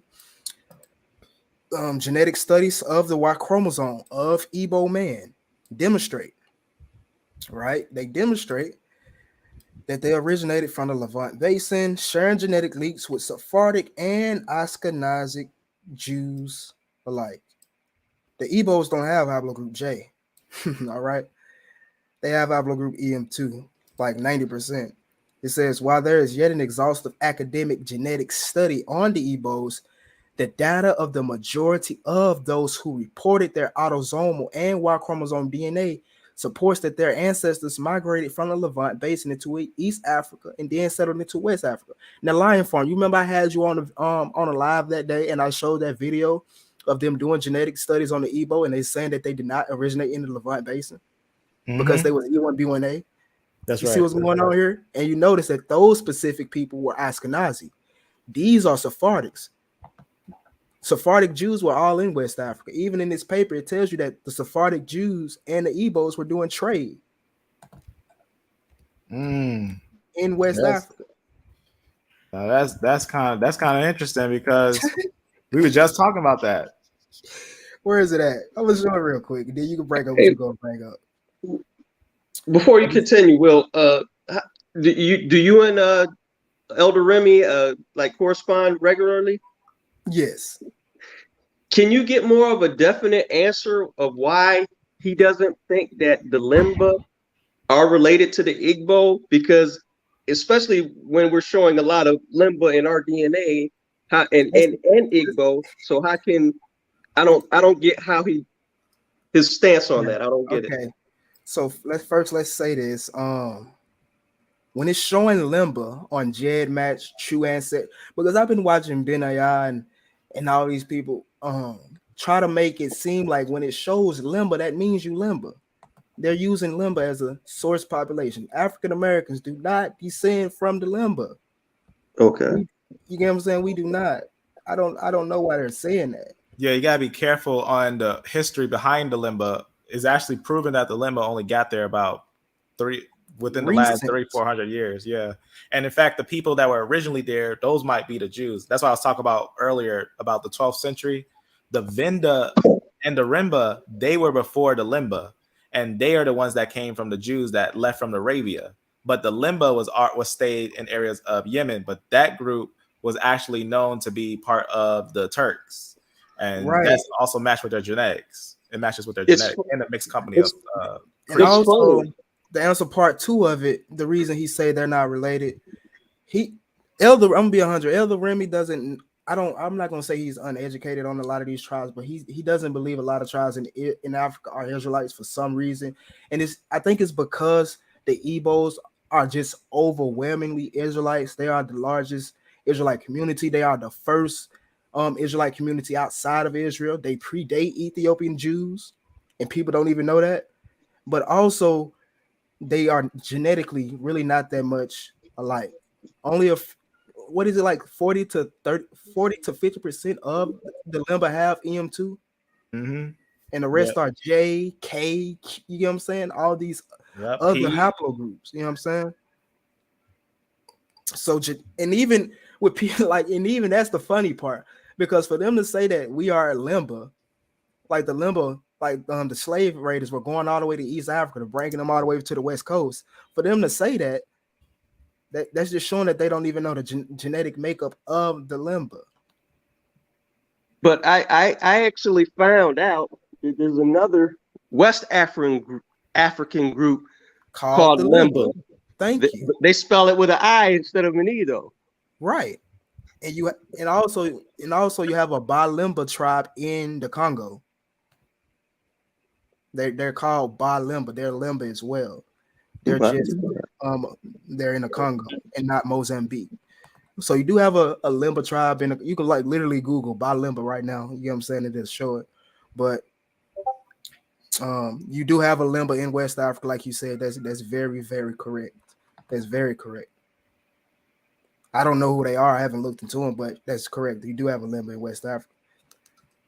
Man, the brother said he had no idea. I'm about to bring the genetic study up. Man, they definitely have haplogroup J. I'm Which about to bring one? the study out. The limbo. The limbo. That's what I Yeah, the said. That's why. Limba, we did a whole major live on that. That group is a group that the Turks had invaded at Crete, and they took them and they sold them to the Africans. This is a historical fact that the people in Crete was sold to the Africans, and that lineage was found escaping and running throughout areas of Africa. And then you'll hear that all of a sudden within the group of the Vinda and Limba, the Vinda and the Rimba, the Limba pops up because the term Limba, in that language, there's no actual L in I that was just language. about to say that exactly. Yeah, and that So kind of makes a important thing because they were kind of mixing them because Valimba is actually what you would say it in that language. You would say Valimba, and they thought the Vinda was they thought the Limba was the Vinda that was already there, and they thought the Limba must have been there for a long time because they thought they was the Vinda, but the Vinda are different than Valimba. Valimba are the Limba, different than Vinda. That's their I their got a oral story. story always got me because in their oral tradition, it said that they used to be white. So I'm like, well, wait a minute. Are That's what they they say. No, right? that's Did they that's paint not what they meant. themselves white? That's not what they meant. That's not what they meant. Okay. I would just break it up because I had to do this before. That's not what Elder Hamadishi meant. By white, they mean foreigners. They mean like a Okay. higher class. You get what I'm saying? Like in Okay. West Africa, Badan, that means white. They Right. called the Fulani white, or they called the Fulani Badan. They called well, they call people Badan, but in their language, white, he's saying white, but he doesn't mean the color white. Right. Well, see, that's what I was trying to. I remember Well, they that's had what him he on. said. That's what he said. You Right. understand? That's They what he had him said. on the show, and I was trying to ask the question because I didn't know because I know that in those cultures, some of the cultures, they paint themselves white too. So did it refer to? I was trying to ascertain. Was did it mean that you from painting yourself or something of that nature?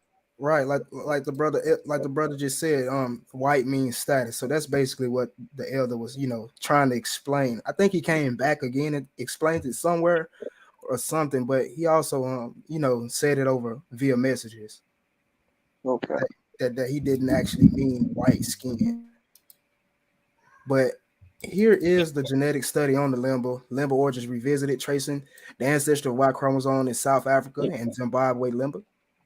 And we're just going to go to the results of the chart, and we're going to see the makeup of these peoples. Is that a Like new study? Because that looks awfully pristine.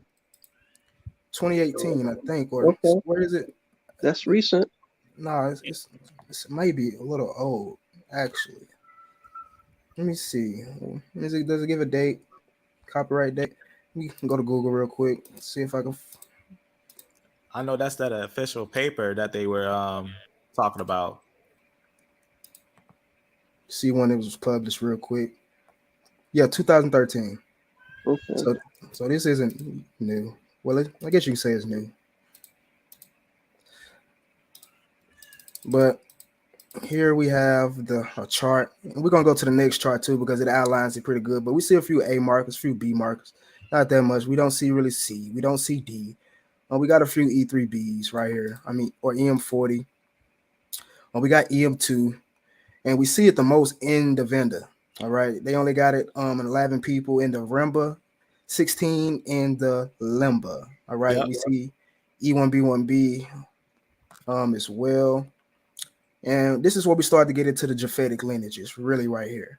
That they have F, J. They literally have 30 people. That's haplogroup J. That's way more than the E people.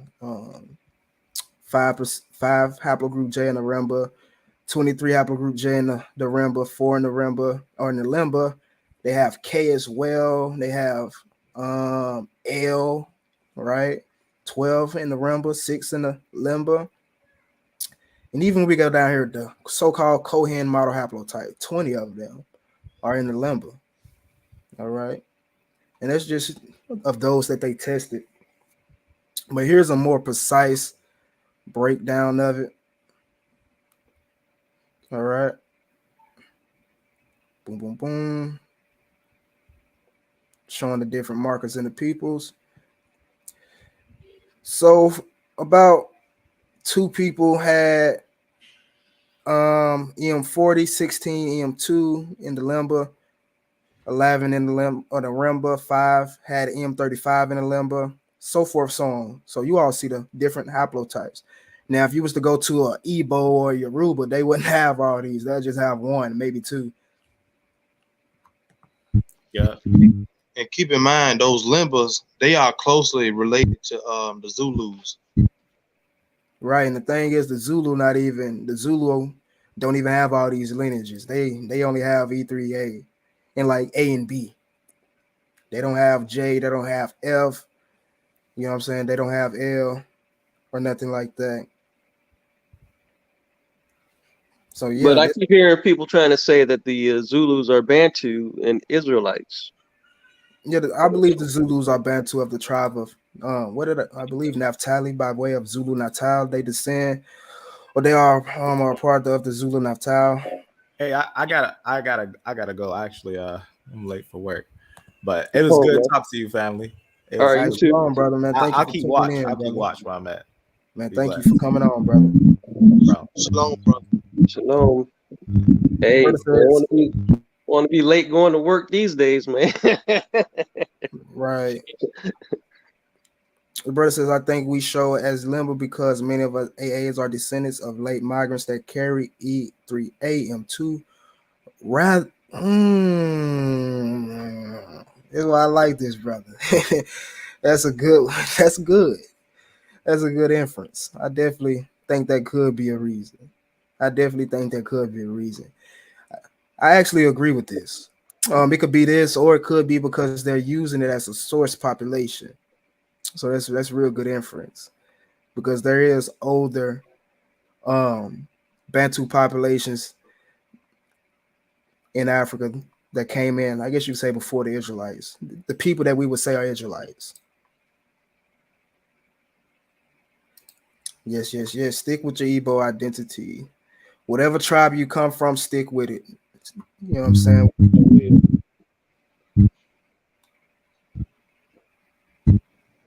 Let's see.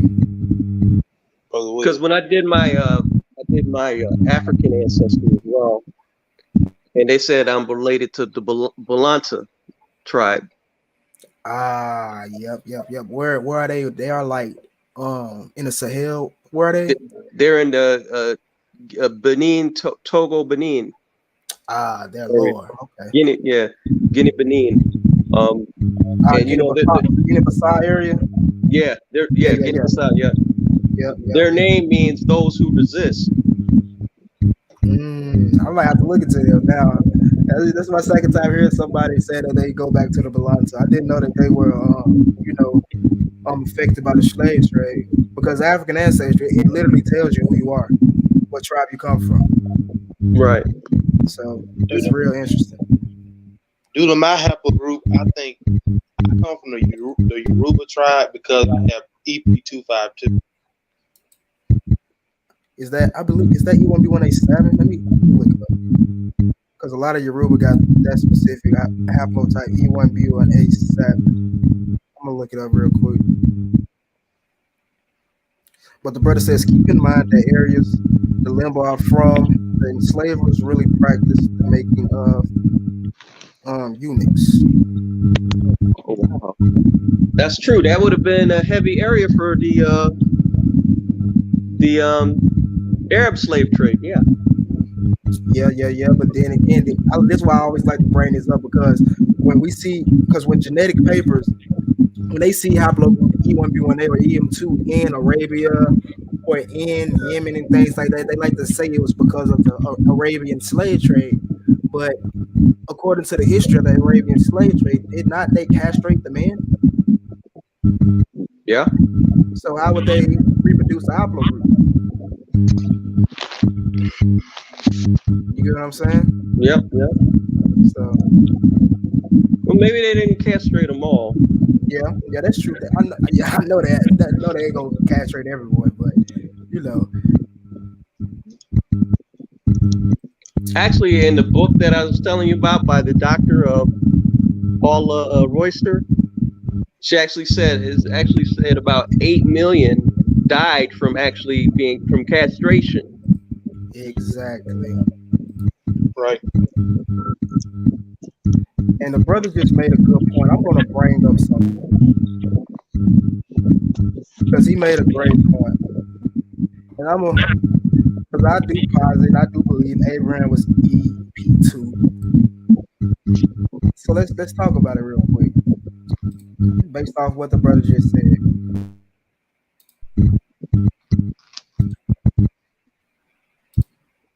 Let me bring up a chart real quick.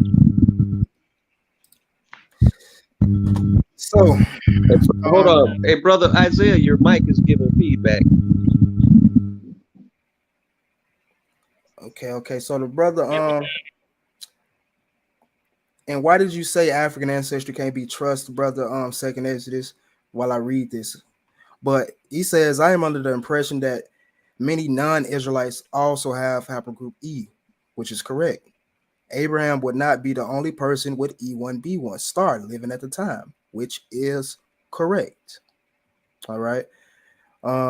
For example, we know people had E1B1B or had EP2 lineages before descendants of Abraham came, because we see modern day Joctonites with E3B or EP2 haplotypes. They even have EP2. So if we say, where's Abraham? If we say Abraham is EP2, where would he get the haplotype from? Because it goes father to father or father to son, right? He would have got that from his ancestor, Terah. All right. So if Terah passed EP2 to Abraham, that means Haran would have had it. That means Nahar would have had it. That means Lot would have had it. That means Moab would have had it. That means Ben-Amin would have had it. All right. And funny thing is, we have people in North Africa called the Moabites. They have EP2 haplotypes. All right. Take it a little deeper. For example, like I said, the Joctonites are modern day Ethiopians, or those people that crossed from Yemen over into the Red Sea. That's why they, if you look at an Ethiopian and you look at a Sabian statue, they look exactly alike. That's also why the Ethiopians claim to be real Arabs, because they are. They descend from Joktan, and those people would be E3B. And we see that came all the way from back here. All right. So it's definitely true that other people would have these lineages besides the Israelites. That's why it's important to not only look at genetics, look at migratory patterns, look at the oral traditions, look at the customs, look at the language, look at everything to try to figure out if they are Israelites. You know, that's why I've said before, although the Bantus are E1B1A, I don't believe every single Bantu tribe is an Israelite. But I do believe they are Semites, if that makes sense.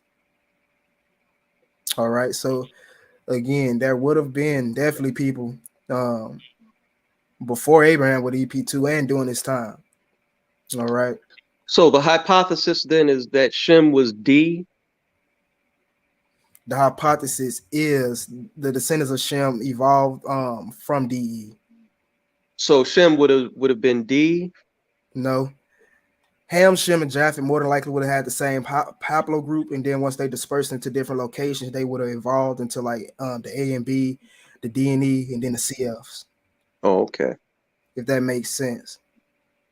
If I that always makes thought that Shem would have had to have been the either the D originator of the E.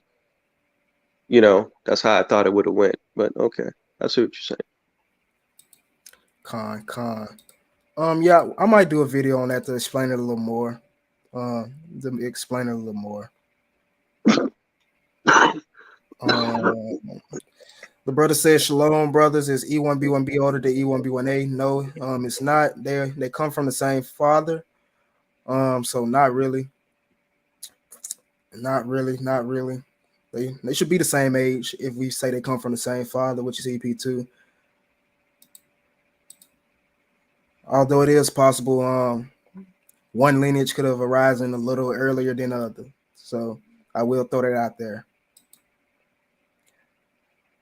Says, would it would explain the large J haplogroup among the Limba if the Jays were raping the Limba women. All right, that also makes sense as well because some people propose that the Limba descend from Arabs. All right, and we know a lot of Arabs or the Arabicized ones that came into East Africa had J.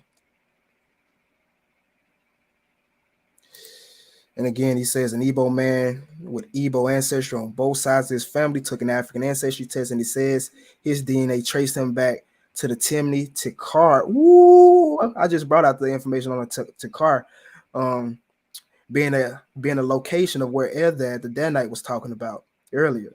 And he says, and the Fulani people of Cameroon. That's more than likely because he wasn't an Igbo. You know what I'm saying? He must have he probably was raised in an Igbo household. He probably was raised up as an Igbo, but his family, his direct lineage probably was not from Igbo people. They probably were migrants because again, you did have other Jews from other locations come and settle in Igbo land. That's facts. Um,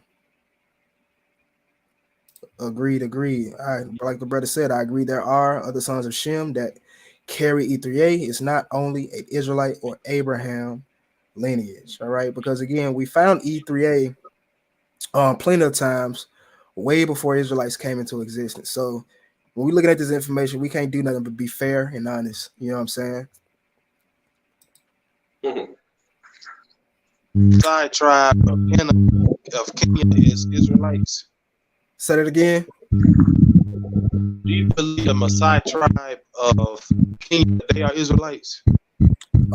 It's information talking about how they are. I haven't dug into it. Honestly, I haven't dug into it. But I do know they like E3A and E3B. But I haven't dug into it enough to say. But I've seen people try to link them with Menashe and stuff like that. He says African ancestry literally said the Igbo man comes from the Timmy. Okay, yeah, he just said that. Yeah, that's interesting. I would say that's interesting, but again, I will throw that caveat out there. It is possible that he's not even an Igbo. All right. So would you brothers like to share anything, man? No. No. Hey, I'm about to get off though, because I'm gonna go ahead and copy these. Like, I think there's like 20 or 30 pages to send to you for this book, so you can check it out. As what she was talking about, she got a lot of interesting stuff in there. Yeah, man. Go ahead and send that to me, bro. I'll be sure to read that. You know what I'm saying? I will read it indeed. Yep, I'm feeling warm me up some deep. Well, shalom, brothers. It's been a pleasure to spend this Shabbat with you all, and you have a great day. Thank you, Shalom. brother. Shalom, brother. Shalom. Shalom. All right, brother. I'm about to get ready and wrap it up. Any final words? Any final words? Anything else? Nope. Warm me up some food though. I feel you on that. So I'm about to go down over here too. I'm about to get ready and get something to eat as well. Tomorrow I may bring some information out. Um, I kind of wanted to bring out a genetic study on synagogue, the whole location that Eldad was talking about today, but I felt like it was too much. So I might bring out some information on the paternal haplogroups in like the Sahel, specifically like I guess you say Mauritania, the Niger, the Chad, Timbuktu area, Senegambia area, basically. Tomorrow. Okay. If I don't do that, That's good. I'll try to do something tomorrow. If not that, it'll be something. All right. If I have time. So again, man, I thank everybody who tuned in today and interacted. And I hope you all enjoyed you all Shabbat, man.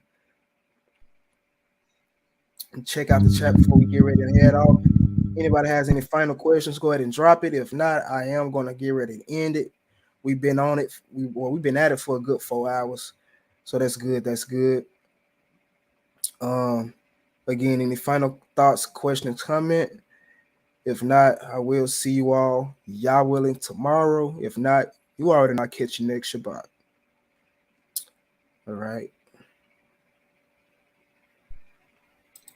Yeah, that's facts. That's facts. You got to look at the culture of the people. Like I said, you can have EM2, but that don't automatically make you an Israelite, or that tribe an Israelite. Do the Or look at the, of course, the traditions, the customs, and the language, even certain rights that they have. Even you can look at the attire that they wear. You can look at the material culture. It's a lot of things you can look at to see if these tribes have connections to Israel. And yes, yes, yes. Once I have enough information to do something on Israelites in Gabon, I will. But I have done information or brought out information on them in the past, specifically dealing with Sephardic Jews who were exiled to Gabon. All right. So if you can go look at my early Sephardic Jew videos I did, if you want to find something on Gabon, my brother. But specifically, as of now, I don't have anything on Gabon. But yeah, man, I'm about to get ready and wrap it up again. Todah, Todah. Enjoy the rest of you all Shabbat. And I will see you all, like I say, tomorrow or next week. All right, brother. You want to say anything else? All I want to say is shalom. May the Most High bless and protect you and your family. All praises, brother. Thank you for the blessings, brother. All right, shalom, shalom, family.